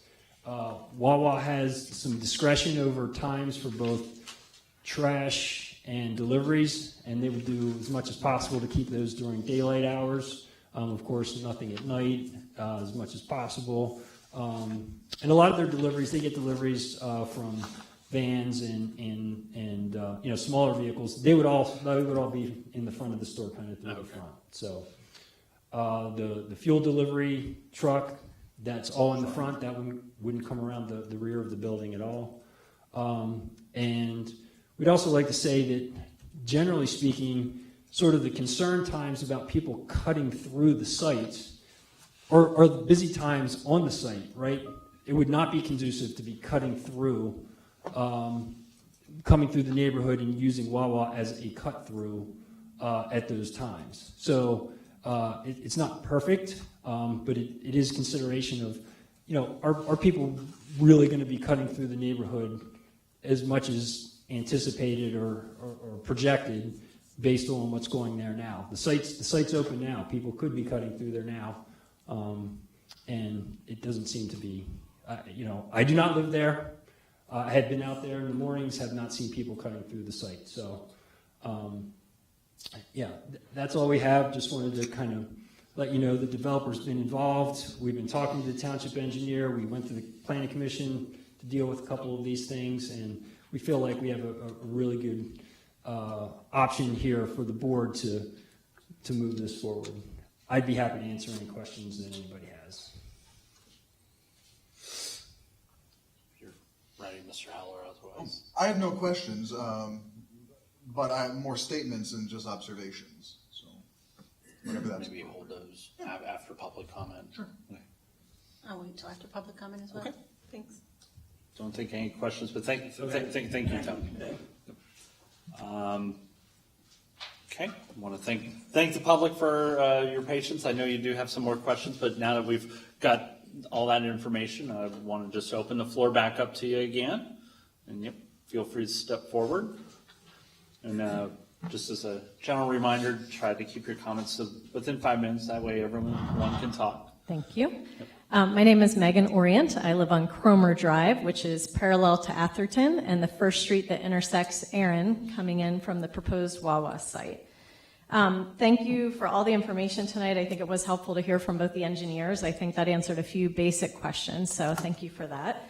I just wanted to comment earlier about meeting the minimum requirements. I have worked in local government. I worked in economic development. I very much appreciate the need for development and to do so in a very planned and mindful way. I think we all appreciate when our tax base is improved by having a healthy, thriving business. But I also want to remind you that you all represent us. And things that aren't always in the rules and the requirements on paper don't always fit the needs of the community. So I just hope that you will represent us in whatever your decisions are as well. I was looking at the economic development website and just found something that really touched me, which is our long-term plan is to help shape the future of Ferguson Township. So whatever decision we make, please, please, please think bigger than just the Wawa. And I think the challenge that we are all dealing with is the safety of that intersection. If you haven't walked it, and you haven't walked it after dark, which sometimes we have to do at this time of year, and you haven't biked through it or you haven't turned into that neighborhood at a peak time, I would encourage you all to do that. It is really, really important that safety is addressed. And I've shared this at multiple meetings. I have walked over to now the new Wines and Spirits store intersection. We walked to multiple businesses, the bowling alley, the post office in Weiss, the grocery stores. We go to the Dairy Queen, Sweet Frog. This is not a plug for any business, but there are several ice cream options over there that our children frequent. And multiple times when I've come across the intersection, the corner, which I'm going to point out, right here coming from the Wines and Spirits, is a blind corner crossing that intersection. And multiple times I've almost been hit or had to flag cars down because they don't look. They come down the street, they cannot see the pedestrian crossing, and it is a major issue. And now this crossing is going to be going right at the turn lane to enter the Wawa. and I'm really concerned about the safety there. I would love to see some other alternate way, but people leaving the neighborhood now have to go across the entrance to Wawa. And so you're asking us to use that sidewalk and go through that lane where you're going to have potentially 1,000 to 3,000 extra cars a day at an intersection that's already bad. That is a concern for us. I'm already at 3 minutes. How did that happen? Again, I know that our concern is we want to expand mindfully for the future of the neighborhood and the community. 1,000 residents out of your 19,000 you represent live here. Safety is really a concern. We just spent all that money renovating the park. It's beautiful. We want people to use it. The shortest distance to get them to and from the park is at that intersection as well. And we're not even done with phase 2 yet. So please think beyond just the Wawa. And again, I know the comment about the bank, we don't know what's going in there. I do want to say from a noise and a light perspective, I live directly behind that now vacant bank. I could hear the ATM buttons from my bedroom window. With the windows open in the summer, and that's a very quiet thing, you could hear that. So imagine what a Wawa is going to sound like compared to just ATM buttons. It is really, really impactful. We have to be mindful. I don't think plantings is enough. We have a fence. We have the arborvitae. It didn't stop just the noise from the ATM. So please think bigger than that. Sometimes the minimum is not enough, okay? Let me see. I want you all to think just briefly about where you live and imagine dropping at the entrance to your neighborhood 3,000 extra cars a day. Just at the entrance to your neighborhood. That's what you're asking us to accept. Our neighborhood's been there 50 years. We are landlocked.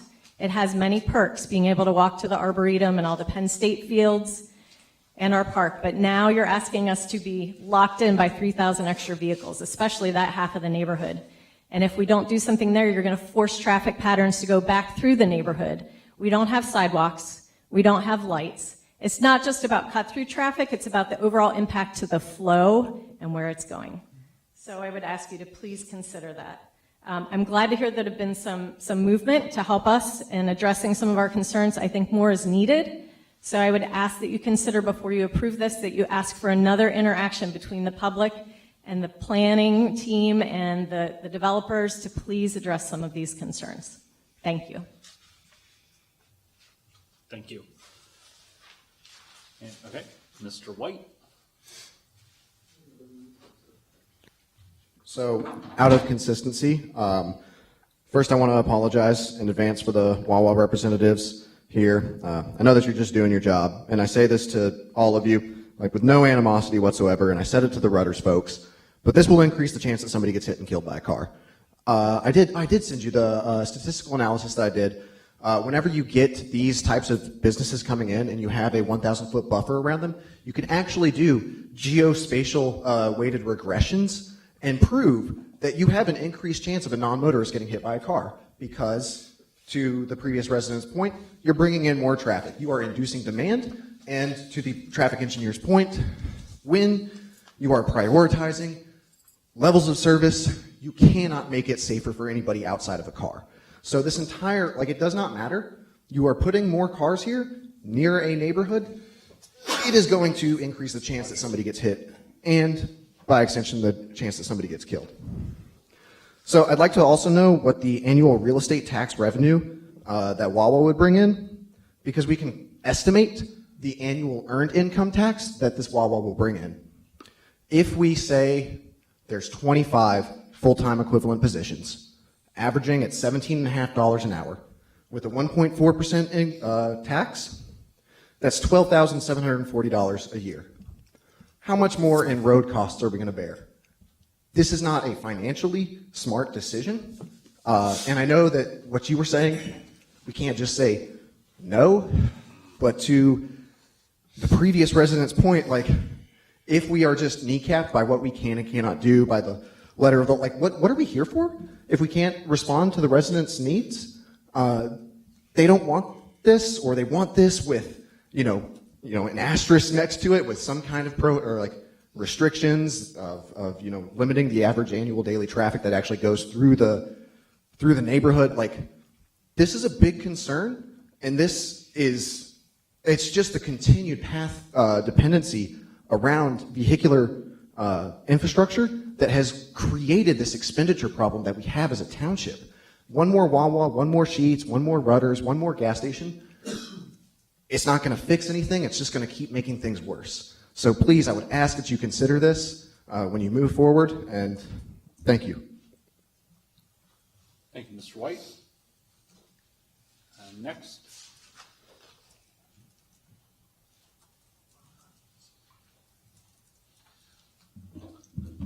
Hi, my name is Emily Dalella. I live at 1313 Curtin Street in the Overlook Heights neighborhood.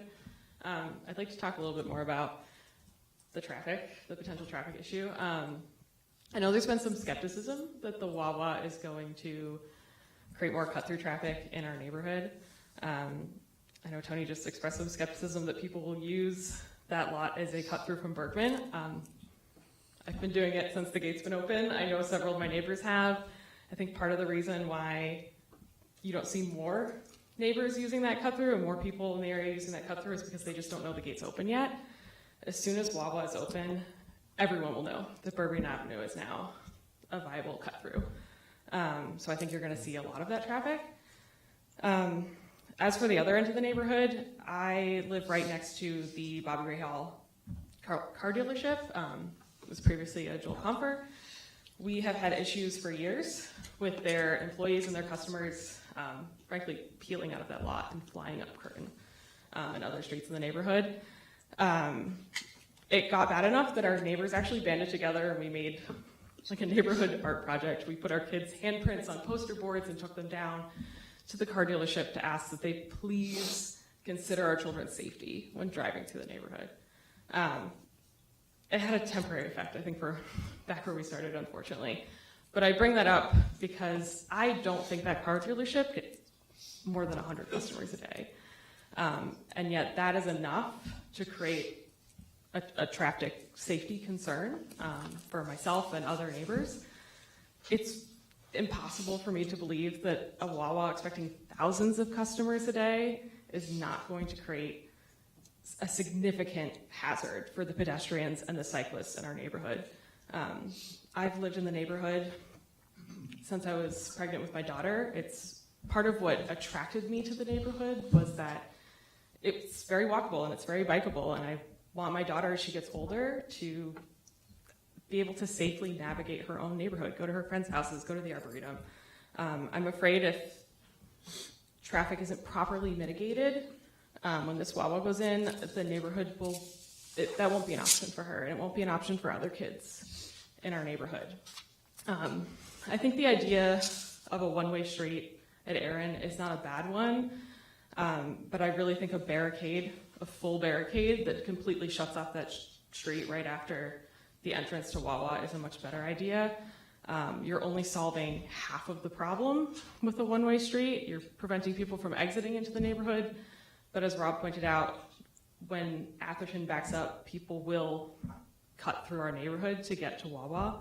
And they will cut through our neighborhood to get to Wawa, to cut over to Viro, to get to the highway faster once they realize it's an option. So I ask you to please consider the safety of the residents and other people who walk and bike through our neighborhood when you're making these decisions about what to do with traffic and what to do with Erin Drive. Thank you. Thank you. Any other public comment in the room? Ms. Coral?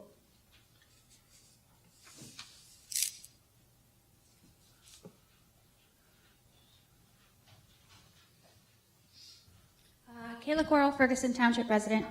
Wasn't going to speak on anything about this situation tonight, but I feel compelled. Your examples are great. I also live right next to 45. I have a Sheetz in my backyard. I understand your concerns about traffic. I have at least 3,000 cars on a blue and white weekend go past my house, so I get it. But I also want to say it's not Wawa's fault for choosing that situation. It's us, and that's a whole separate conversation. I understand the appearance as a resident to have a developer put in the cost to do all these extra things, but what I think was neglected, and I really am sad, I saw some of you didn't even read the letter that from Pantera had listed, they actually responded to a lot of your concerns with some really solid answers. They really did. They went above and beyond. And they didn't have to, so thank you for doing that and listening. I even had some conversations with them after planning commission meeting, and they are real people, and they are really concerned about your families too, but this is not that. This is something that we need to put on an agenda and think of bigger and better and do better as a township, not necessarily for our developer. So that's all I have to say, is just this safety concern exists with or without a Wawa. We're just here because Wawa wants to build. That's all I got to say. Thank you. Thank you, Kayla.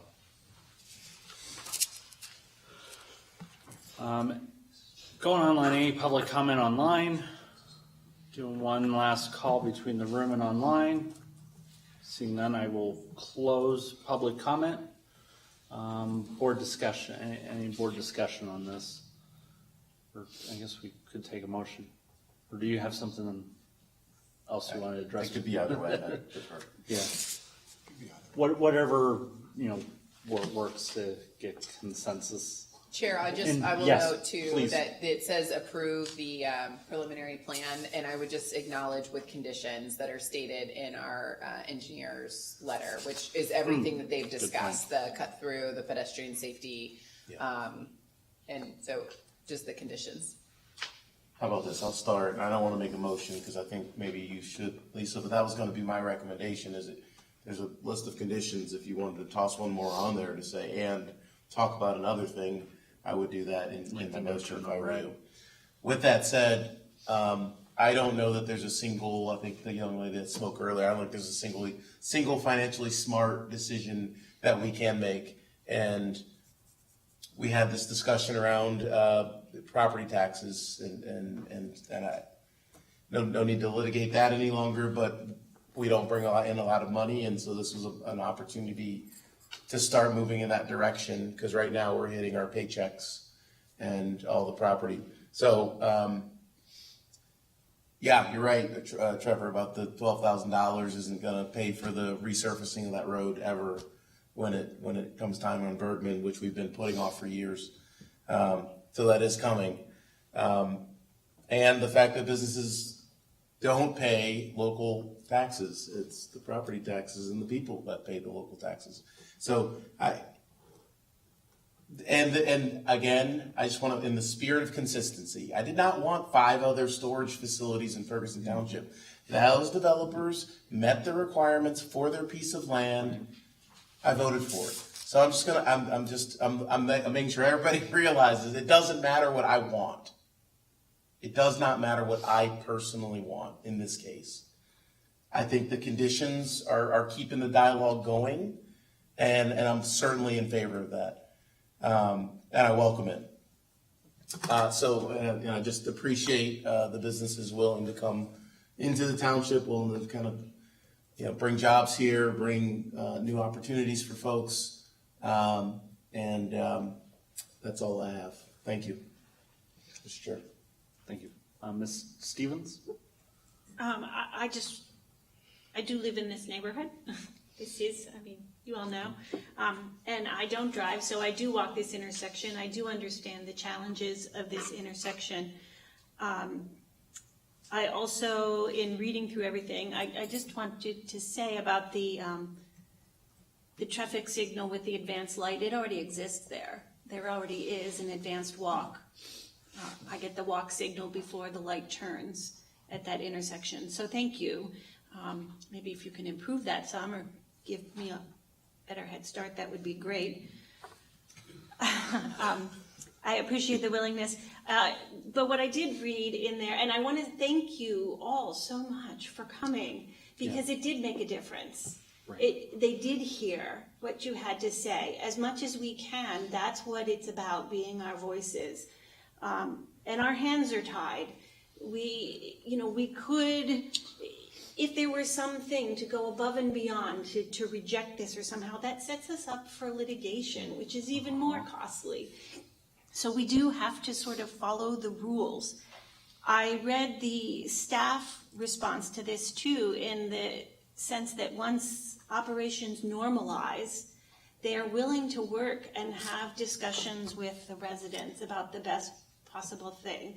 I'll be honest with you, some people who signed the petition have approached me separately to say that while they are very much concerned about the safety, as I am, not everybody's in agreement with the methodology of what's the best solution. So I think in the future, once operations normalize and the township has clearly heard the safety concerns, that we sit down with public hearings about the safety concerns and everybody has a chance to say what they think is the best. I think we also need to pull CATA into this discussion because there was a bus stop there that will need to somehow be readjusted. They may have some thoughts and recommendations for safe crossing. Use all of our community resources in there. I personally would 100% advocate for taking away the crosswalk between the Wawa and the AutoZone and making it a three-way cross. Because that intersection and the odd angle of it, a three-way crossing would be so much better. So as people are turning right, they don't suddenly run into a person crossing, which is basically half a block away from the intersection. I think there are many solutions we can come up with, but to the point that these are off-site and township responsibilities, that's just part of our job. And I think if we continue to work together, we can come up with some good solutions. And I encourage the discussion and involvement through all of it. That's all I have, Chair. Thank you. Mr. Heller, or ladies first? Or Ms. Strickland? Yeah, no, happy to go, and I appreciate this discussion. I thank folks for coming out tonight and offering your perspectives. One of the things that I look at, a couple different things I wanted to state here. To comments we heard earlier, our hands in many ways are tied. Standards are met. Vote will likely happen for, again, all the reasons that we heard. With that being said, I came from and was raised in a neighborhood outside of Philadelphia that was very similar to Overlook Heights. And there was talk about a big adjacent part of the property of that neighborhood being used for a new development. And we were right by a dead end. We called it the dead end growing up as kids. And that was going to be a throughway. That was going to be the access point to this new neighborhood. Well, the residents got together, as many of you have here this evening and in the past, and said, we don't want it. And would the school district be interested in buying that property for fields, etc.? School district said yes. That property was never developed. That dead end then became official. And what did that do to the property value? Brought it up. Of the properties that were then confirmed to not have to live on a throughway. When I look at Overlook Heights, I see something similar. And my concern is for the residents. The neighborhood I grew up in did not have sidewalks either. People could already fly through there if they wanted to, between two large intersections. But when that went through and folks realized they couldn't get through, etc., it changed the conversation.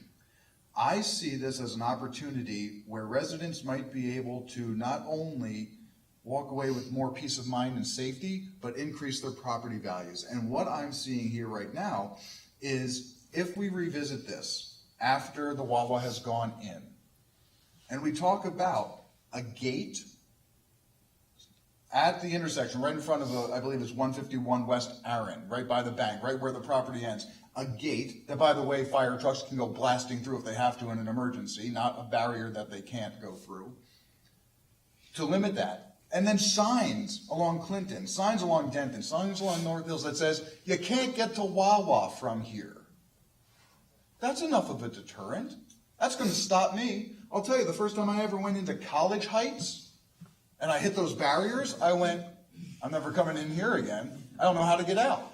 It was enough of a deterrent. Right. So if we revisit this, and I think we should, and the folks that live on West Aaron, on Cromer, all want, or a majority want, a barricade, or I'll say a gate, there, then let's do it. It's low cost, it helps, and it's gonna drive up the property values on West Aaron and East Aaron, especially for those properties by Suburban Park that are now along essentially a cul-de-sac. You can't get out of the neighborhood from that side. You can get out on Denton, okay, there's no light, but you can get out on North Hills. There's a light right there. Is that slight inconvenience okay or acceptable to increase safety? I think it might be. If I was a resident, somebody said that, I'd be like, I could go out at that light. I'll make that sacrifice, but that's me, and I don't want to speak for the residents. But I think revisiting this after the Wawa has gone in, and again, I appreciate the support of Wawa and the developers in future discussions, that we revisit and see what can be done. I look for simple solutions, and in this way, I think it's a simple and kind of a cheap solution that drives up property values when we revisit it. Those are my thoughts. Thank you. Lisa? Thanks. I had similar thoughts, looking at speed bumps next year, looking at the similar deterrents to what they have in College Heights, because it is very effective. But I did also want to say that when we did the zoning rewrite a few years ago, maybe 6 years ago, we did discuss that office commercial area and worked hard to keep that in there, because that was the idea there, was to not have it general commercial, but to have office commercial there, so it limits lighting, sound, activity, knowing it's up against a residential area. And so I would just encourage residents and the board to keep that in mind, that that's there for just that reason. So it's a small section of office commercial, but it's purposeful. So yeah, Joe wanted to say that. But again, I do think that there are a number of off-site improvements. I'm still kind of unclear about the right on red and what we can do, even if the developer isn't interested in doing it. It would be a cost of the township to do that study and whatever is entailed, but that's something for the future to look at. But yeah, those improvements that I mentioned earlier, what Matt's talking about, I think that the board should plan to look into some of those things next year. And I think there's going to be an impact here. And so I think you should have it on your radar that something's going to need to be done.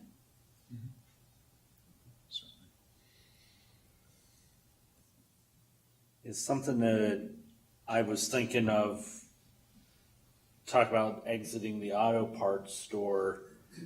It looks like there is a possibility that you will be able, if conditions warrant, you will be able to make U-turns there.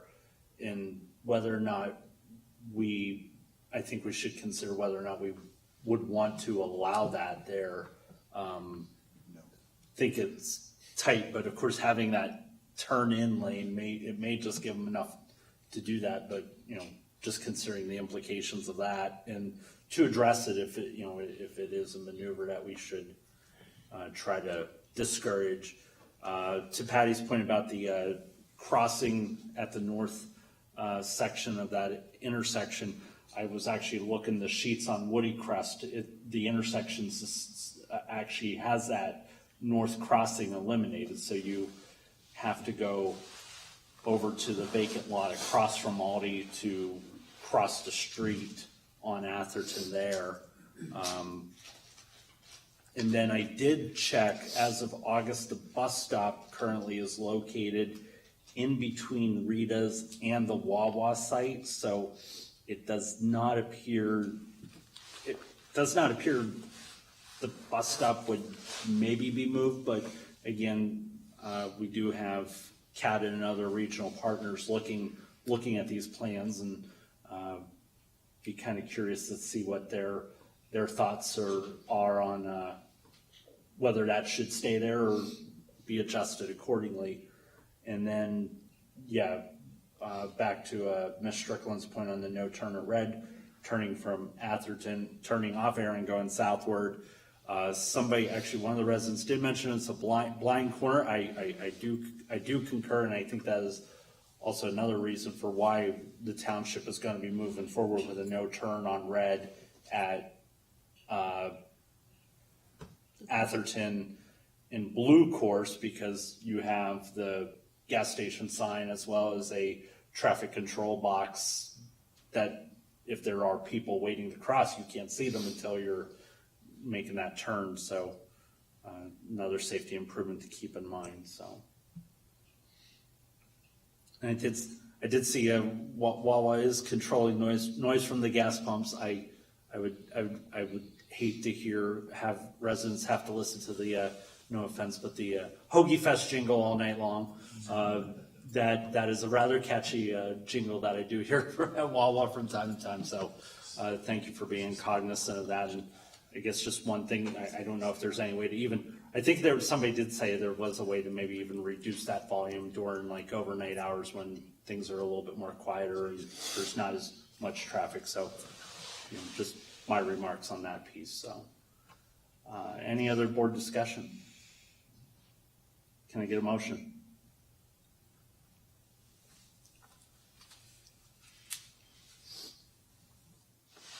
Yes. Sometimes we just need to take a pause. Mr. Chair, I move to approve the preliminary land development plan. Chair, would it help if I acknowledge the conditions that go along with that? With the, oh, sorry, Ms. Strickland, I probably should leave this. Right, motion to the recommended another action. condition. Yeah, the recommended action was with those conditions, and yeah, I'd be in favor of the assistant manager citing those or summarizing those, however you would plan to present that. Yep. The first condition being all administrative items must be met to address reviewer comments and ensure compliance with the applicable code. The second one is the granting of the modification with the condition of right-in, right-out access from Atherton Street shall be accompanied by a raised concrete median barrier separating northbound and southbound lanes of Atherton Street to prevent illegal traffic maneuvers into the site and promote safety. This is already proposed in the plan. And number 3, the applicant enters into an agreement with the township to ensure the items listed in the letter from Pentair Engineering are completed. So a development agreement. Okay. Is that the letter that was dated December 4th, 5 days ago? That's from Adam. I'm sorry, the agreement, the third condition? Yes. The third condition would be a development agreement, a standard agreement from the township. And it was cited in the letter that Adam, our engineer, wrote Yeah. to assistant manager. Yes. On December 4th or 5th, I think it was. Yes. Yes. Yep. Yes. I don't know that reached everyone before tonight's meeting, and I think that was an important piece that should be shared maybe in the minutes again, or however that can be conveyed to the public. That's a great point. It's attached in the agenda at this point. Yeah, it is in the agenda packet. Madam Dated Manager, December 4th, yes. could that even be listed in the active land development plans? We can we can update the motion to be approval with the conditions as cited in the letter, December Okay. 4th. We can include that language in the motion, so it prompts folks to go visit the letter that was Okay. written. All right. Yeah, and that as well as all the land plans are in the agenda packet. When you click on the agendas, like it's the very first icon on the left side there, and then click tonight's meeting. It's nicely narrowed down there. And I was going to say, if you did want any follow up or wanted assistance looking at those, feel free to call or even stop by the office. And I know there's a laptop in the lobby. They can even like show you that if there was anything you wanted to just look over. So, it is available there. So we have anyone want to entertain a motion? As the motion as recommended by staff. This is Lamar, so moved. Had the conditions. Okay. This is Matt, second. Have it. Okay. Got a motion by Mr. Patterson, second by Mr. Heller. Any further discussion? I would just say, I thought Patty had an interesting point about removing the one crosswalk, and again, this is something Yeah. the board would need to discuss and then ask staff to look at. So I would consider that along with the other items that we talked about. So Can we have another motion after this one? I think that's a good idea. Maybe Yeah. to do it. So yeah. Let's do it. I'm happy to make it. Okay. There's no further discussion on the motion of approval of the preliminary land development plan. All those in favor say aye. Aye. Hold on. It is not a roll call, so this is just a voice vote, so thank you for clarification. So all those in favor say aye. Aye. Aye, okay. Any opposed say no? Motion passes. Mr. Chair, I move to direct someone to create a plan that addresses community concerns, whether that's example being removing of a crosswalk, something Lisa said earlier, I can't remember what that was, but Limiting right turns on red. limiting right turns on red, but some sort of Matt's recommendation of a gate that a fire truck can blast through. Just what are the things that, from a township perspective, we can do? That list of options. Menu of options. To address the concerns, because a lot of the concerns are not with the development, they're with the impacts of the development on township stuff. Traffic signals, lights, crosswalks, gates. That was a lot of words for a motion, but it's good enough. Yeah, and just to clarify, a directive for staff through the purview and approval of the direction of the manager. So, just want to clear that up. So, do we have a second on that? I'll second that. Okay, got a motion by Mr. Patterson, second by Ms. Stevens. Any further discussion? No, I would just say, all those things and inclusive of internal neighborhood controls. So, barriers, signage, speed bumps, whatever makes sense. Right. Staff can come back and recommend, so. What else? No, I'll just say this isn't, so this is a specific issue for this neighborhood, but we've also had throughout, just in the past couple months, how many requests for traffic calming studies from? So the neighborhood participation is critical. Yeah. And by all means, keep coming. Yeah, I concur, and I appreciate those that came early on in the process to the Planning Commission. I know the Planning Commission did have a very extensive dialogue of that, but I think having that earlier participation, it really helps to shape things moving forward when they come early versus at that final hour or that final vote. And I use the same example when Sheets over here built. There was a lot of early resident input that Sheets actually did take a lot of those suggestions. And I was going to say, my wife has some friends over that direction that were like, after Sheets was built, was like, oh yeah, I don't see that red canopy. I don't see that light. Well, that was because there was resident feedback that, was considered in that, and it really had a good outcome, so. Anyone else? All in favor of that motion, say aye. Aye. Aye. Any opposed, say no. Motion passes. Did you have any more on? Jeremy, can I ask one question? Sorry to have, after we appreciate, Come on up there, Tony. We appreciate the consideration of the residents, we appreciate the consideration of the board. I apologize for having to make one technical clarification that the request for the modification for the right in, right out was included as part of the condition and that motion. Is that correct? Yes. Okay. Yep. I'm going to get asked that later. So. Hey. I just wanted to make sure we're here. So thank you again for your time. Yeah, thank you so much for that, and that, that's helpful having that dialogue. Everyone's clear, and we get it right the first time. So thank you. Let's see. So then we'll move over to the consent agenda tonight. We have the approval of the Turnberry TTD phasing update and a request for a traffic impact study, and approval of a Public Works to conduct a speed calming traffic study in the memos. The approval of Supervisor Patterson's board member request attached to the agenda, and an approval of township manager recruiting services. Would anyone like to pull any of those items? Kind of. So the A and B are the same thing. I just want to highlight what it means for A and B combined with C. Combined with C. Correct. Okay. And other votes throughout today. So you know what? I want to pull A, B, and C. There we go. Might as well pull all of them, doggone it. Okay. So we will start with the approval of the Turnberry TTD phasing update for 2026 and request for traffic impact study update. Mr. Patterson. I guess my concern was just that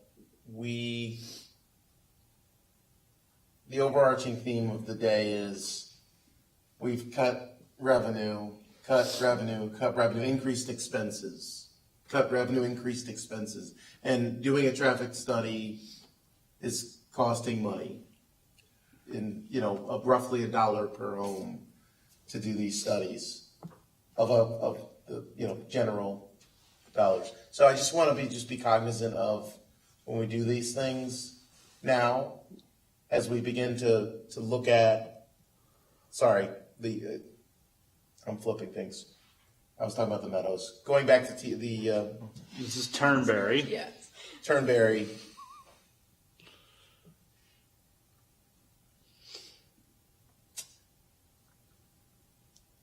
Cancel that. This is not what I wanted to pull. Does anyone know what I'm talking about? Nope. Okay, I move to approve the request for traffic impact study. I'll second that. Okay, got a motion by Mr. Patterson, second by Mr. Heller. All those in favor say aye. Aye. Aye. Any opposed say no. Okay. Next, approval. Apologies. That's okay. Traffic studies. Right. They're gonna cost money. Right. We've removed our revenue. I just want to make just a very clear point that, as folks are having concerns about speeding, about traffic, about cut through, those concerns are not going away. The dollars that we must expend to evaluate those are not going to go away. So I just want to highlight, it's another example, when we talk about don't increase revenue, but yet we increase expenses, it doesn't make sense. Supervisor Patterson, I'll point out that the Turnberry traffic impact study, it's part of the Turnberry TTD. I messed that up. Okay. We already approved that one. This is the Meadows. Sorry, I didn't introduce I the totally Meadows. messed that up. That was me. So, because we are talking about this one in the speed comment, I'm a fan of invest a couple $1,000s in signs and some stop signs and call it a day. Done. But I know that is oversimplifying it, and that we feel we need a traffic study, but if a solution costs less than an investment in a traffic study, then why not try a solution first instead of a traffic study? That's where I come from on these things. Fail fast type of thing. We tried it, didn't work. I think we're required to do traffic studies. It's all policy. But that's our Right. policy that we can change, right? That's not a federal policy or a state policy. It's something we can change. It's a PennDOT. It's a PennDOT. There may be some So PennDOT our requirements. policy is based on our requirements to meet PennDOT requirements, right? But if I may, that's for PennDOT roads or all roads? I'll let Chief King speak to this.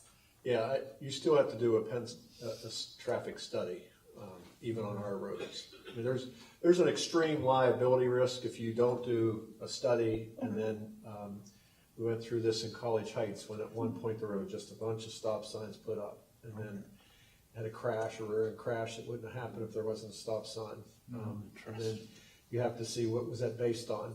Well, did you do a study? So from a liability standpoint, it's very critical that you do a study and say that this was warranted. Study may well warrant it for, but you do have to go through that versus just saying, we just feel like from the complaints, we want to put a stop sign up. Got it. Thank you for the clarification. Then back to Mr. Patterson, does that knowledge impact anything that you were concerned about what the expenditure of the traffic study. We already said we're gonna do this. Yeah. I just think that now going forward, 10 other neighborhoods do this, that's $100,000 out the window for this, and so then we don't, like, just more reserves out the door until we're down to zero. So that's my point, is now that we're not gonna take one action, we need to do more and other actions, and that's my point. So, thank you. Thank you.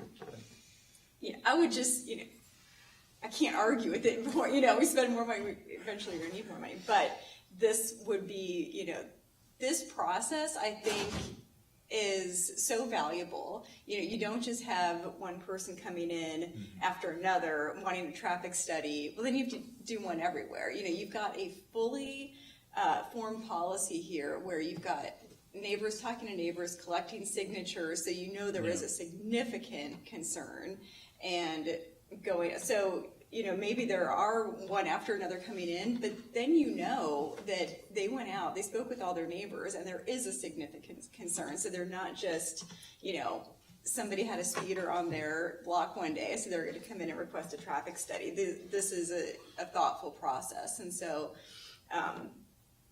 I was happy to see this because I've heard from those residents before that this is occurring out there. And so, I think of all things, I think this is one that's worthwhile. Not of all things, but this is one. Yeah, no, I don't think that they're not worthwhile, any of them. But we had Circleville, we have this one. We received something from T-Berry, that the road noise on Blue Course Drive, the Overlook Heights residents to Omari's point, it's everywhere. It's everywhere.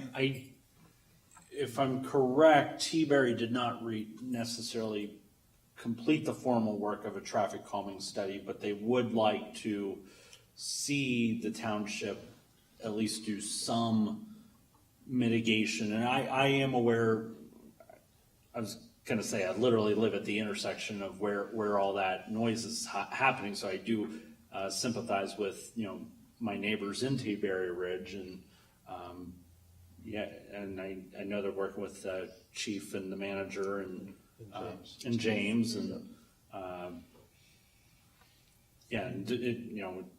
they haven't at least done the formal traffic calming study, but there could be other options that could be explored prior to that. It's just one of many tools in the box.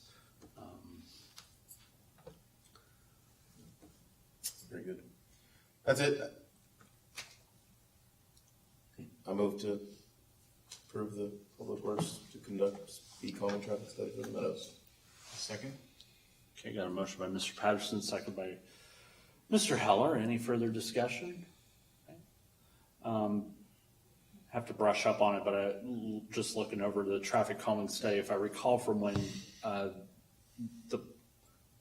when we had a request over in Park Hills, there is actually a rather extensive resident approval that would have to go through to really implement any recommendations. So again, before we're expending money, there's at least a good amount of resident buy-in as well as us. So I think there is some good checks and balances in that, trying to be cognizant of cost.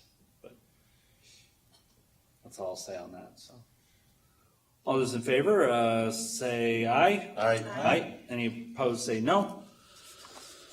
All right, next, approval for Supervisor Patterson board member request item as attached in the agenda. Yeah, so just another item, as we as a board made a decision. I stand by all decisions that this board makes. And so one of the decisions was we weren't going to do anything with the revenue today. You heard Mr. White get up and say, oh, we are now going down to 4 months of operational cost in the kitty.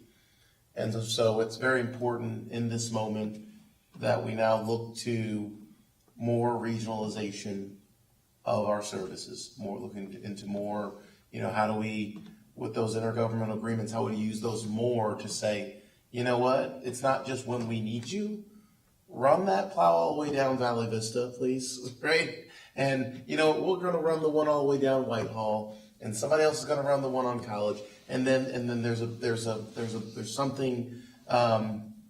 It's just an example, but I know that each within this organization, our folks probably have some really good ideas, and I think during the public hearing, some folks have some ideas, and we need to bring those to bear.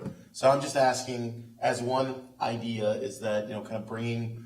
Sending some letters out to our municipal partners to say, hey, do you have any other ideas, whether it's COG, whether it's individual municipalities? Do you have some, can we have a joint meeting? Can we work together for this? And so I'd rather do it, going into the new year. Let's talk about it today. Just say, yep, are we on board with that? And let's, kind of as soon as possible in the new year, not when budget season starts in June. Thank you.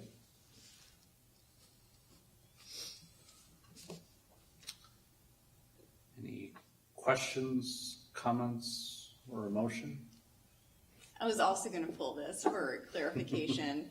I have a lot of thoughts on this, but my overriding thought is to allow your new manager to come in before proceeding with major operational changes. And so I am hesitant to be supportive of anything that's going to really alter operations and anything maybe we have with contracts going into the new year, anything like that, understanding that you've got a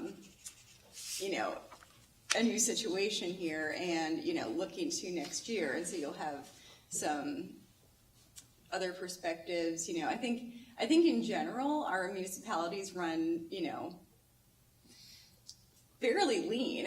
I think that we do a pretty good job. And when we were looking at the budget, we were looking at our big expenses and increasing costs in our CIP with our major capital projects and maintenance. So, if you want to put projects off a year or two, change your paving and microsurfacing schedules, I think that's where you look. I think you look internally first, but those are separate discussion items, but I really would hesitate to alter operational processes at this point.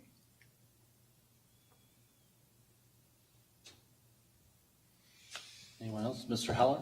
I had a more procedural question with this. I'd like to know, is this the process we're using now to bring agenda items forward for the board consideration? It seems like you sent an email Friday morning. It was 4 days later, it's on an agenda. That's really fast, since my history trying to get one item on since before April, multiple times. Filling out the same information that you did. What's the process that we're using to get stuff like this on? Is the process outlined in the procedures manual. And the board tonight is tasked whether or not they want to move this forward. There is no action that we can bring forward other than get it on as a regular item at an upcoming agenda. So. Okay. Ms. Strickland? Just for clarification then, this is not, there's a recommended motion in here. This is not a yay or nay on this recommended motion. This is a yay or nay on bringing this outlined discussion to an actual discussion. And in previous times when we've used this, that item, when it does come to an agenda as a full item, is for discussion. And right. Yes, so yep. Yeah. And I think given the timing, it sounds like, and I know I just have a little bit that I want to say, on this. I'm not necessarily in support of moving this forward at this time, but yeah, I would have pulled it too.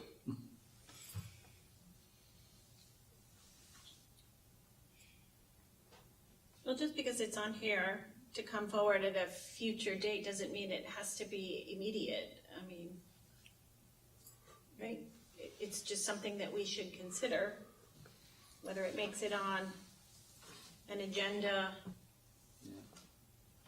under the, during the transition, or whether it makes it onto the agenda in October. It's just something that you're asking to bring forward to the board, right? Correct.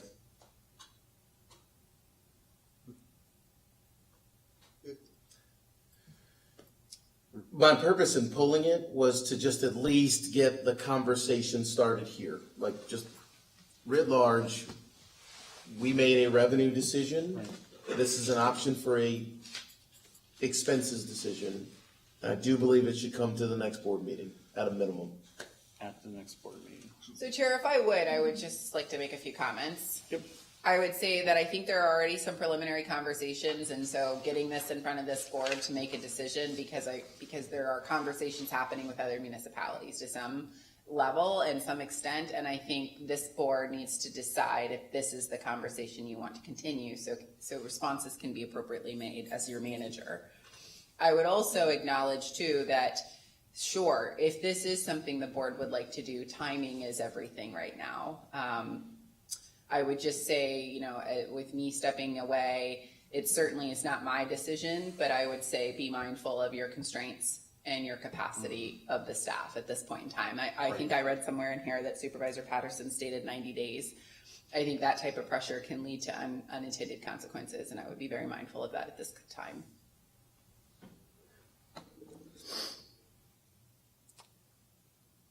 I deeply value regional collaboration, and I do recognize the long-term benefits of that, of shared services, though I think our immediate priority must be on internal continuity within the township. With this leadership transition and the recruitment of a permanent manager underway, I think our focus needs to remain internal. So I think before we expand our intermunicipal efforts, it's essential that we reinforce our internal capacity in leadership structure, so that when we do engage, we can come from a place of clarity, strength, and sustained trust. So that's where I stand on that.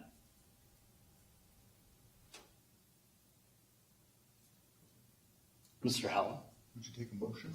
I could take a motion. I move to approve Supervisor Patterson's board member request to be executed within the month of January 2026. Zamari, second. Any further discussion on that? Clarification, if I may, this is just to talk about this. This isn't a motion to approve anything, and this is the discussion, to bring it forward for discussion. So that's Okay. what is the proposal.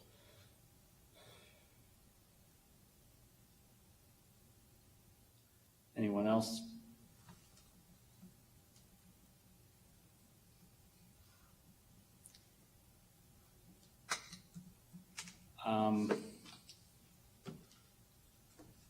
Yeah, I don't really have anything more to say. I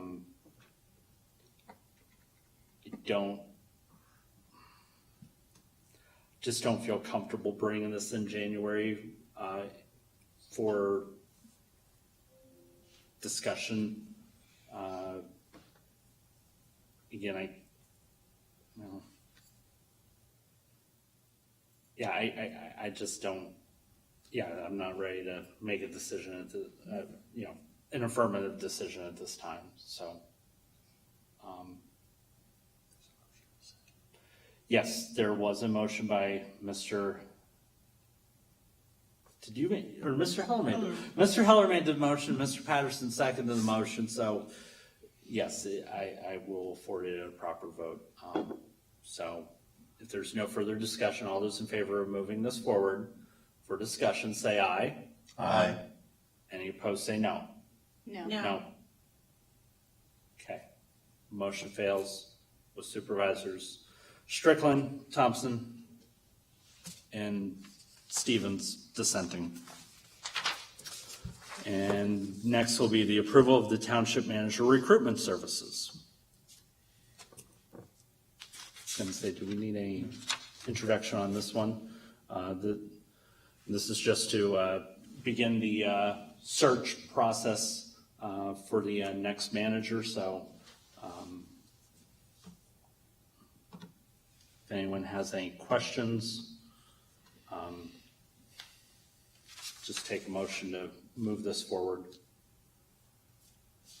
This is Lisa, so moved. This is Patty on second. Got a motion by Ms. Strickland, second by Ms. Stevens. Any further discussion? So this will, again, get that process started.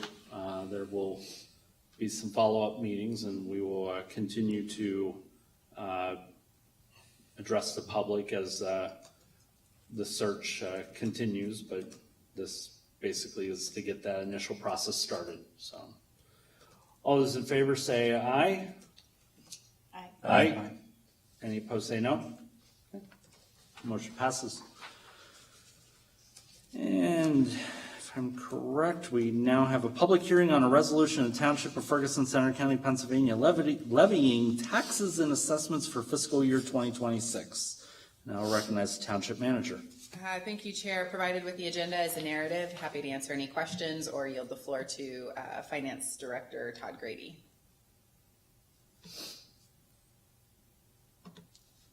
All right, and this is a public hearing. Anyone in the public wanted to address the board? Seeing none, anyone online? Doesn't look like it. Public hearing is now closed. Can I have a motion? As Lamar, I move to adopt resolution 2025-38 levying taxes and assessments for fiscal year 2026. And do we have a second? This is Patty on second. Okay, got a motion by Mr. Patterson, second by Ms. Stevens. No further discussion. All those in favor say, or wait. Okay, well, I will go to discussion, and then once the discussion's done, this will be a roll call vote. Yes, Mr. Heller. Yes, just a question. Any significant changes from last year, since we do this every year? No, just the removal of the hydrant and streetlights, so a reduction. Thank you. My only question. Yeah, this is a rather Yes. routine item. Actually, I did have a question on this. This is the schedule of fees. This is the one that includes copies, right? That one will be the next That's agenda the next item. one. Okay, Yep. sorry. Oh, right. Yeah. Yeah. So no changes in real estate or income tax, but every year we do have to Do this. Yeah. Yeah, that, and Right. I think that's the thing, is that this is done every year for folks that may be Right. listening for the first time, right? This is Yeah. standard procedure. Man, we've had literally removed fees. So there is no further discussion. The Township Manager will call the roll. Thank you, Chair. This is a roll call vote for Resolution 2025-38. Chair Thompson? Yes. Vice Chair Patterson? No. Supervisor Stevens? Yes. Supervisor Heller? Yes. Supervisor Strickland? Yes. Thank you, Chair. The vote passes with majority vote 4-1. All right, thank you. Next up will be a public hearing on a resolution in Township of Ferguson, Center County, Pennsylvania, repealing Resolution 2024-26 and establishing a new Ferguson Township schedule of fees. And I will recognize the Township Manager. Thank you, Chair. Provided with the agenda is a narrative and a recommended motion for your consideration, and Finance Director or myself are happy to answer any questions. Right. And this item does include the schedule of fees for copies. So, Ms. Stevens. Yes, my concern about that was the cost for copies actually went down as you got more. And correct me if I'm wrong, but the more you copy, the more ink you use. And isn't ink what's so expensive? Just depends on how we get our paper. So, but, I don't know, I'm just asking, when I go into Staples, if I... The ink cartridge, black and white copies, I'm gonna let Todd answer this. Todd, would you like to answer We're this? offering Well, bulk I pricing. think I would. He does penny for penny on every deal. No, I mean, the price doesn't go down. However, it takes as much time to make 5 copies as it does to make 200, right? So you're doing, there's some compensation for So is that a going and human? making the copies and preparing it for people, right? I get that, So- but the cost what's the most expensive part of it? Is it the paper or the ink? Or is it the machine? And is it, do you know what I'm saying? Like, it just seemed to me that am I wrong? That the cost of copy, if you're grading 1 to 5, it's like 20 cents, and then if you get something to 100, it's 10 cents? And it seems to me that that's more wear and tear on our copiers and more ink. So if you will, I'll suggest this. I mean, it was a recommended, I believe, change that came from staff that I supported. It really comes down for me as your manager. I'll just say this for your consideration, and it's ultimately your prerogative. I think the most important thing is consistency in enforcing the fee, whether it's 1 cent or 10 cents or 5 cents or 3 cents, because I think that ultimately, I just got an email yesterday asking if I would make an individual citizen pay if the township would print off the economic development plan. And so I think you raise a really good point. And I think it really just depends on, to your point, the person and what is their hourly wage, right? If you've got a supervisor delegating it to a staff, it's just so we could get down to the penny, the person, the ink, is it black and white, the cartridge or the printer? We used to rent them, but now we purchased all of them because it is more cost effective long term. You raise a really good point. We can adjust it if there's board consensus. I would really look for the board just to confirm that they do want staff to charge these fees, because ultimately that is what we are hearing. We've even got members of our ABCs that ask for agendas to be printed for free and delivered to them. And I think that ultimately the schedule of fees is what's in front of you this evening. We are happy to adjust that number to whatever the board is suggesting. That's just what staff had proposed. I would ultimately, I think, walking away from this conversation would be to ask the board, do you want there to be a fee? And if you do, just confirmation that staff hears and knows that there is an expectation that it's enforced in an equitable way, or we drop it to 0. Yes, no, I 100% agree, yes. So I do agree with charging the fee. And I actually still, I don't want to change it because I want these fees to be applied, but I think we should look at it next year, because I think too, if people are asking for more, I think we sort of need to force digital. I mean, so anything. So anyway, that's just my thought. I saw the copying fees and I was surprised. So, but I do support, yes, charging the fees. And I guess I would just kind of look at, that is probably the only question I have that isn't in your agenda packet. It's just that confirmation that there is board support, because often, as you may know, if we do, when folks come in sometimes in their lobby and they want something and we say, it's 10 cents if we print it for you, 8 out of 10 times it's understood. And once in a while there's just, an individual that feels like the township should provide that free of service, but then they'll contact you. And I just think to help in this discussion, just knowing that the board would like to see a fee enforced for printing copies would be good for staff to hear. I would be in favor of a fee. It does also come back, and this would be for the manager. Like I did make a suggestion, depending on our cybersecurity parameters. Could there eventually maybe be an option? Understanding that there is a gap within broadband access, could somebody come into the township and get copies put on like a thumb drive, which doesn't necessarily waste resources other than a little bit of electricity, a little bit of staff time. I know we do have the laptop in the lobby that people could use. People could even bring down their own personal devices if they don't have internet at home and download materials that they need here. And there's just a lot of other options that I think we can explore to kind of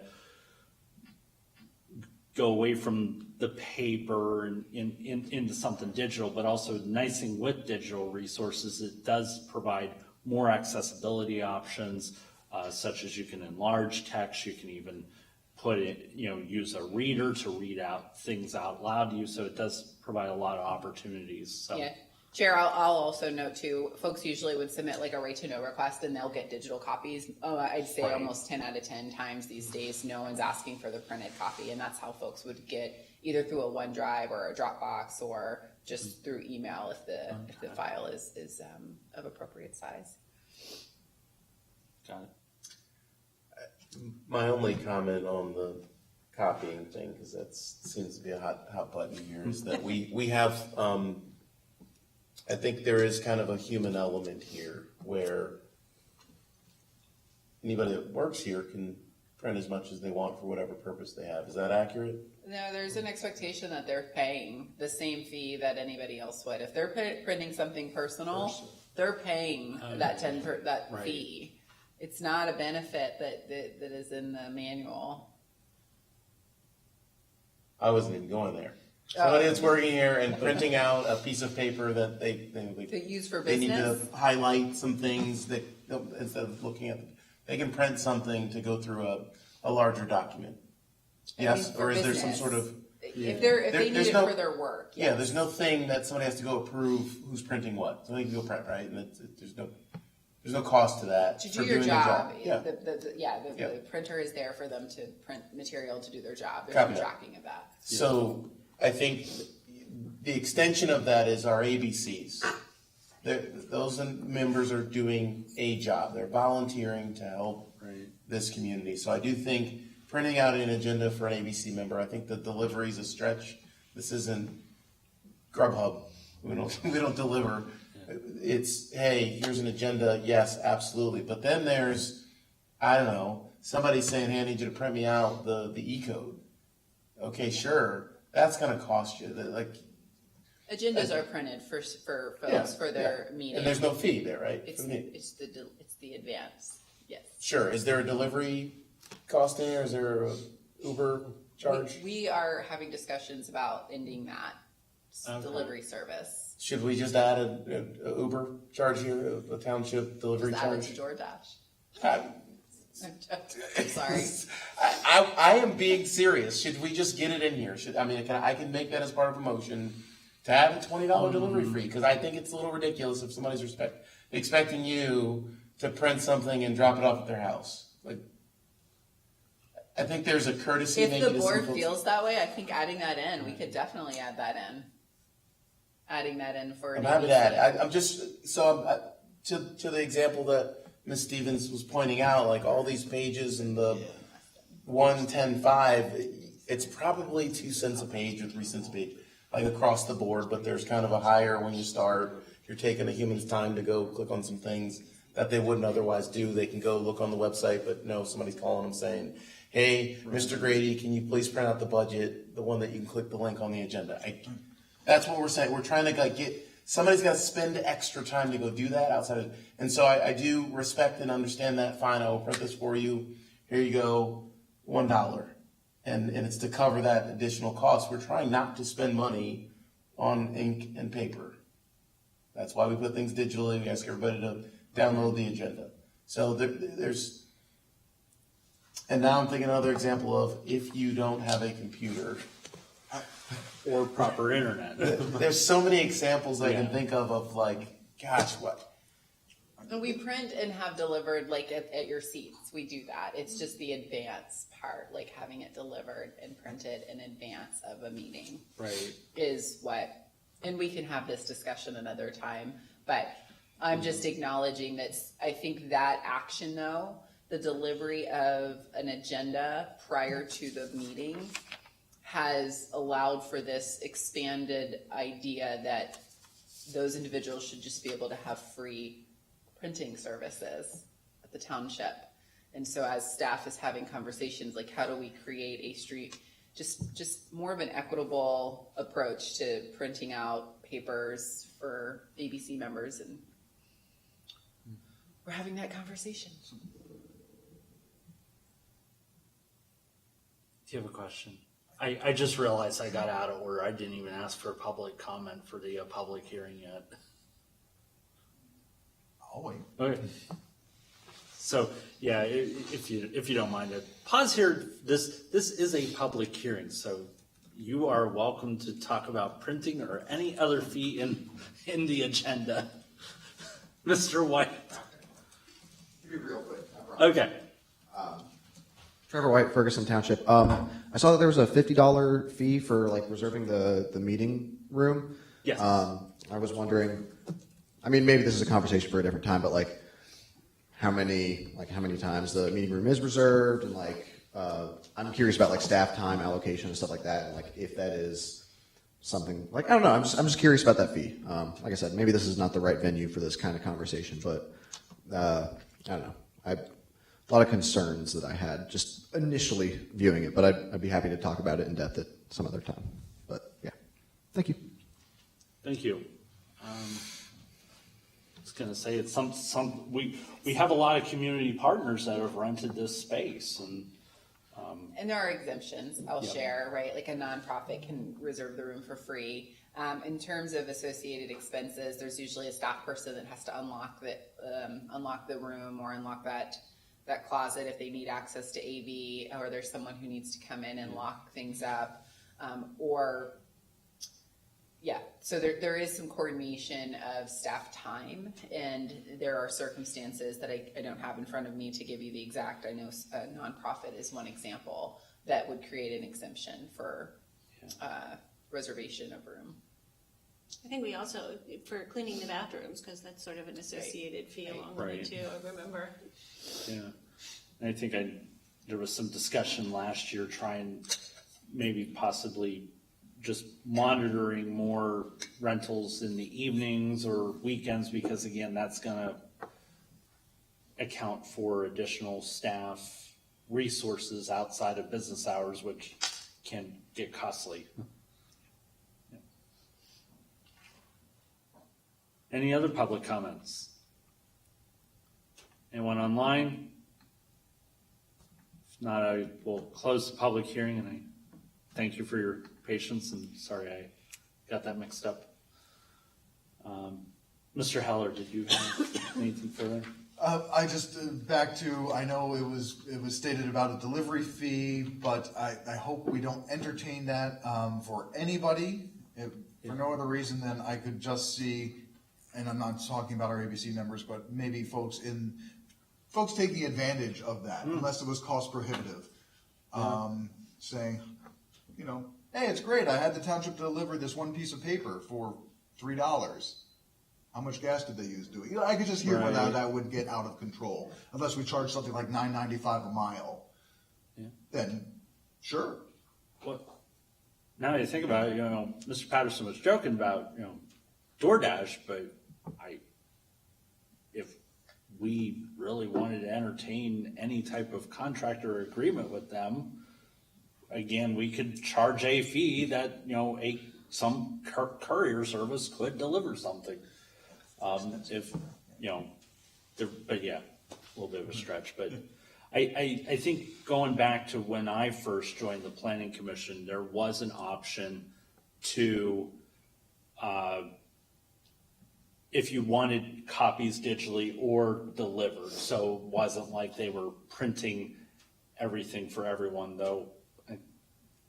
In my experience, I think they got deviate away from that and was just giving everyone printed copies, but I never reached out to say, hey, I would just take digital copies, but something, the manager can bring back to staff to try to just encourage and promote more digital delivery where possible for the ABC members. Yes, Mr. Aller.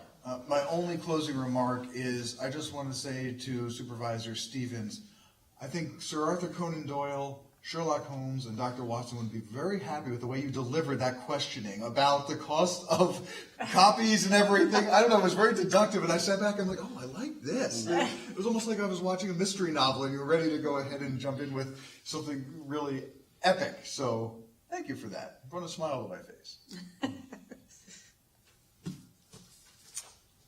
If nobody has any other questions or items they wanted to discuss on that, could I have a motion to adopt the fees? So moved. This is Patty.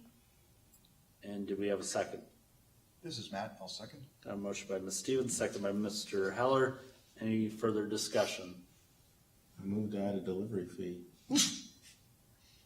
As authorized by the manager, or as selected by the manager. Okay. Sure. There's no second. All right, move on. She said Oh, sure. wait. Oh, I'm sorry. Yes, sure, I'll second that. Okay. So motion for the It manager put your to manager charge in a a delivery very fee. difficult situation, right? Like, I would just think about your interim and your future manager and having to, I don't know, I would just think about that. Me personally, I would rather just say no all the time, but then it's on your manager that has to tell everyone no. Yeah. Yes, Mr. Heller? To apply to who? Members of ABCs, non-members of ABCs, non-affiliates of the township? Sounds like it's in the manager's purview I who mean, they it want is to assess already a in the delivery manager's fee purview, to. which is why I was saying, like, staff's having these conversations because we're really considering with staff capacity, like, is this really feasible? Is this something that whoever's delivering it should or could their time be better used otherwise? Right. And so I could only imagine if adding an actual delivery fee, I don't know what's worse, just ending the service or saying that you now have to pay the township for this delivery. So, I would, perhaps we'll just leave it with the manager and maybe this is sharing with you that it very well could be that those services are not provided. It could be NA. Not applicable any longer. So it'll be in there, but it'll be NA, and that's what. And I might as well make the decision to save your next manager. We could totally vote. There will be conversations at a staff level that will figure out how best to do a transition. Nothing will happen overnight. I will share that with you. Whatever the consensus is, there will be a communication, a period of time to phase out the service that has been provided for years, long before and I think the Borough of State College also used to, maybe a decade or so ago, but it's something that used to be done when maybe population was much smaller. Right. And as time has gone on, we've seen those services no longer be applied. I think we're one of the only municipalities left that's still delivering. I shouldn't say that. I know that there are not as many municipalities delivering to their ABC members the agenda packets. And so we'll continue to have those conversations at staff level. Unless if you say you do want a fee included, that's well within the purview to change tonight. Otherwise, I would say we'll figure out what that looks like moving forward. I wouldn't be in favor of adopting a delivery fee for this year. But it sounds like staff has put some thought into this that, maybe you'll kind of do a little bit of tallying here and there throughout the year. How many deliveries are you making? And then maybe come back with a recommendation next year should you think, well, yeah, maybe we could use a delivery fee to, just keep all this in check. So be happy to re-entertain that discussion next year. So if the board agrees, I can withdraw if everybody's okay with it. Or I'm good with it. Okay. The motion to adopt a delivery fee has been withdrawn. So, Madam Manager, you can't charge a delivery fee. Trying to help with the revenue problem. Sorry. Okay.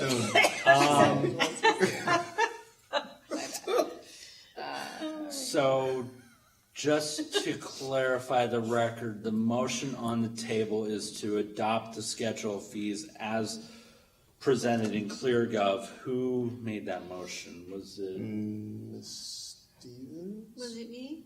Yes? It was Yes, me. and I think Mr. Heller seconded it. Oh, Sure. Gosh. Yes. Okay. Can we get instant replay? Sorry, it was one of those, Yeah,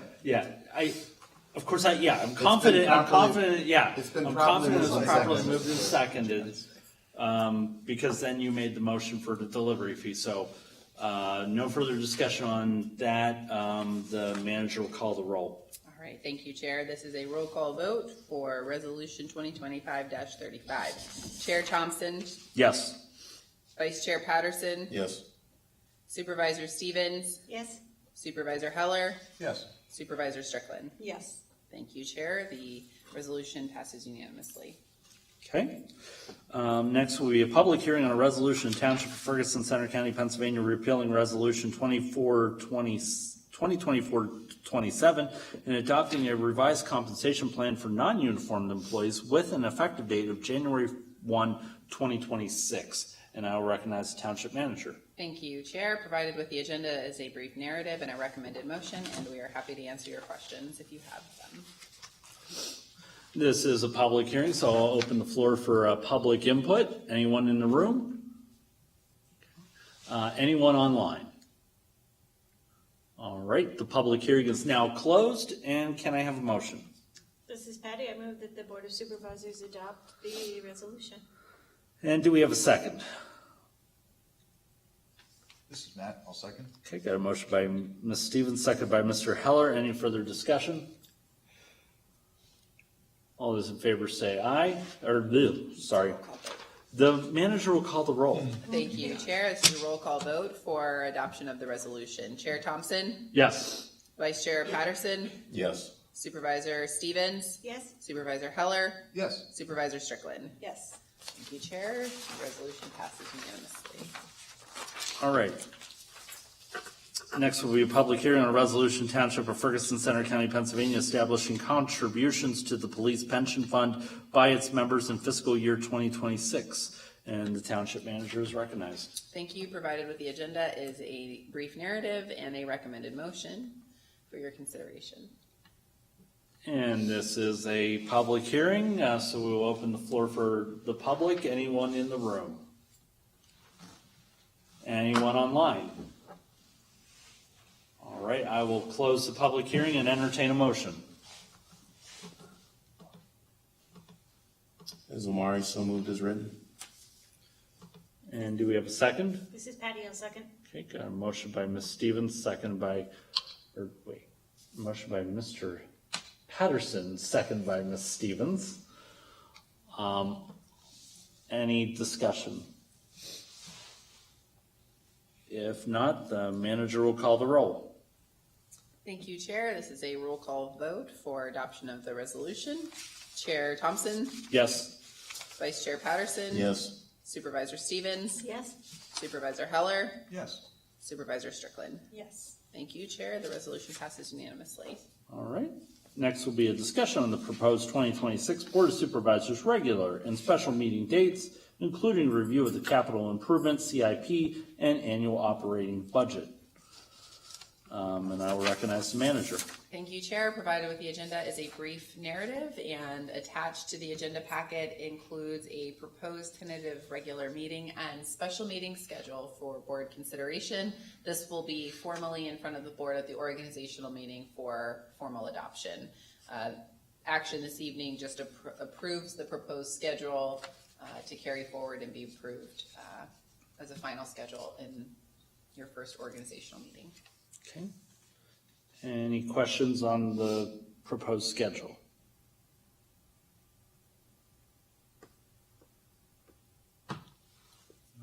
Mr. Heller? My only comment is we, for 1 year now, approximately, have started our meetings at 6 p.m. I think that's working well. Yeah. And I'd like to hear what folks are feeling about that moving forward. I love it. At 6 p.m. Great. Okay. Okay. I put him on the spot. I was going to say I checked to see if we have concurrence from a Supervisor-elect White. Okay. Of course, you signed up for it and you got voted for it, so he's good with 6 p.m. as well. So. Perfect. Thank you. Okay. Does this work for you for next year, outgoing supervisor? 100%.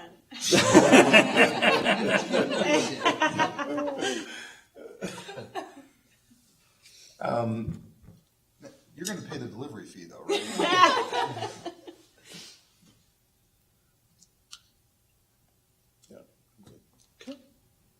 Can we have a motion? Zamari, so move. So moved as written.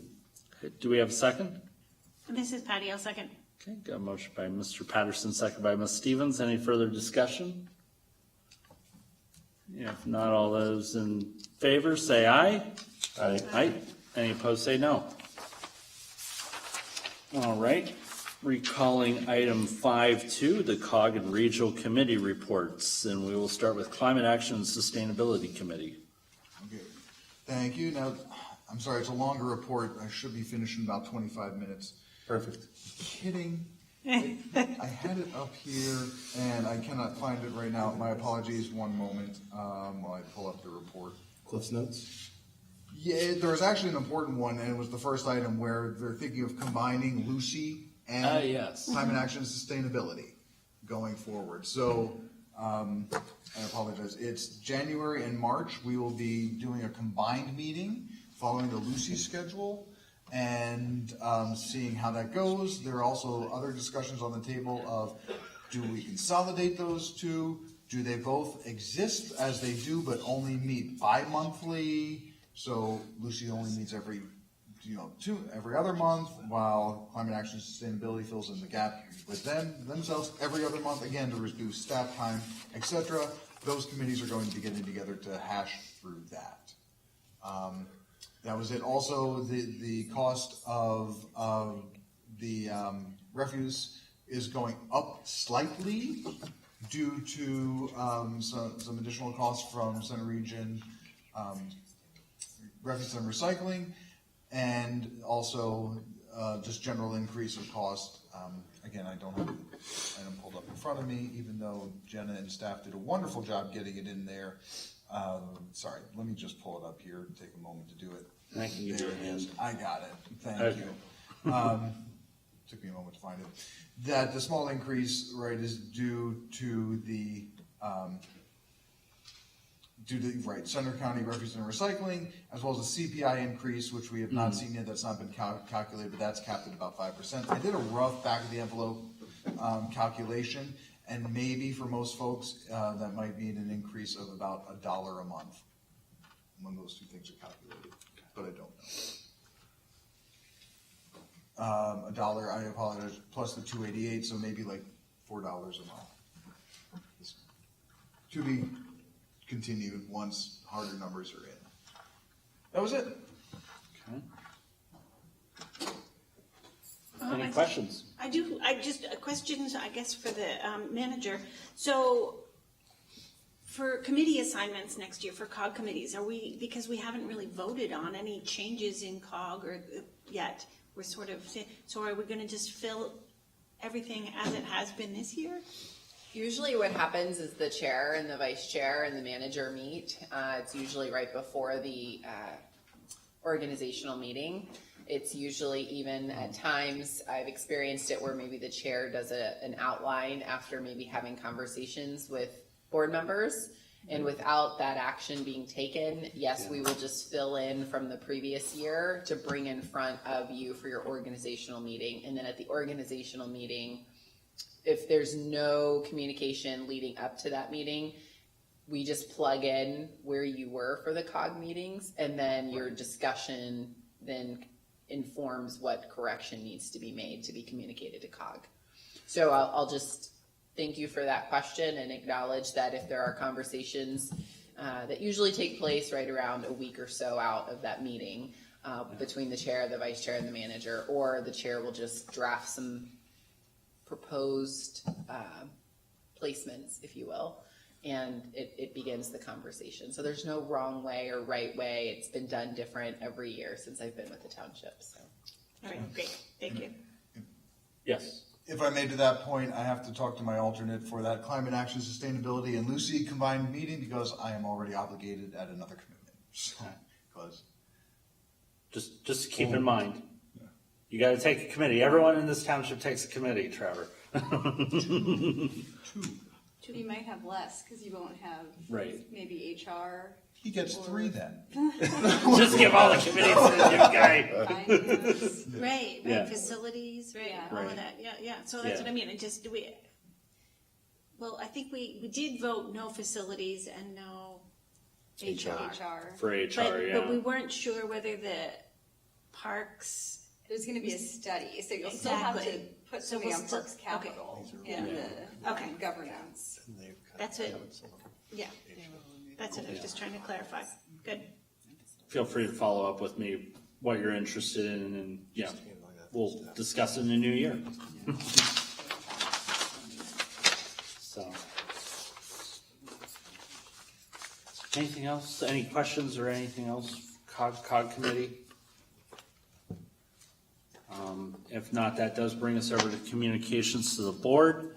Want to share something, make a special announcement tonight. 2019 was a ways ago. But tonight is officially Supervisor Strickland's last board meeting. Did seem like it was yesterday, but I thank you for your service. It's meant a lot to me. I was going to say, even having ran in elections against you, and then for you to put your confidence in me as appointed supervisor back in 2022, that meant a lot as well. And just thank you for your leadership and mentorship and your service to the community. Both you and I came from an ABC, and it sounds like you would like us to consider appointing you back to an ABC. Just want to thank you and allow the board any remarks as well on that. No, just thank you. Well said, Yeah. Jeremy. Thank you. Thank you, Lisa. Didn't expect to get choked up like that, but yeah. Why I'm not talking. Wasn't a full 8 years. I don't think it was a full 8 years, but it was. No, it was a busy, quite few years. So yeah, thank you again. Yeah. Yes, Mr. Heller. I just want to say sincerely thank you also. I know this is my first time stepping into a public role like this, and to have you be willing to just talk me through things and consult with and say, Matt, do this and listen to this, and here's what the lay of the land, that was invaluable. I'm going to miss you here.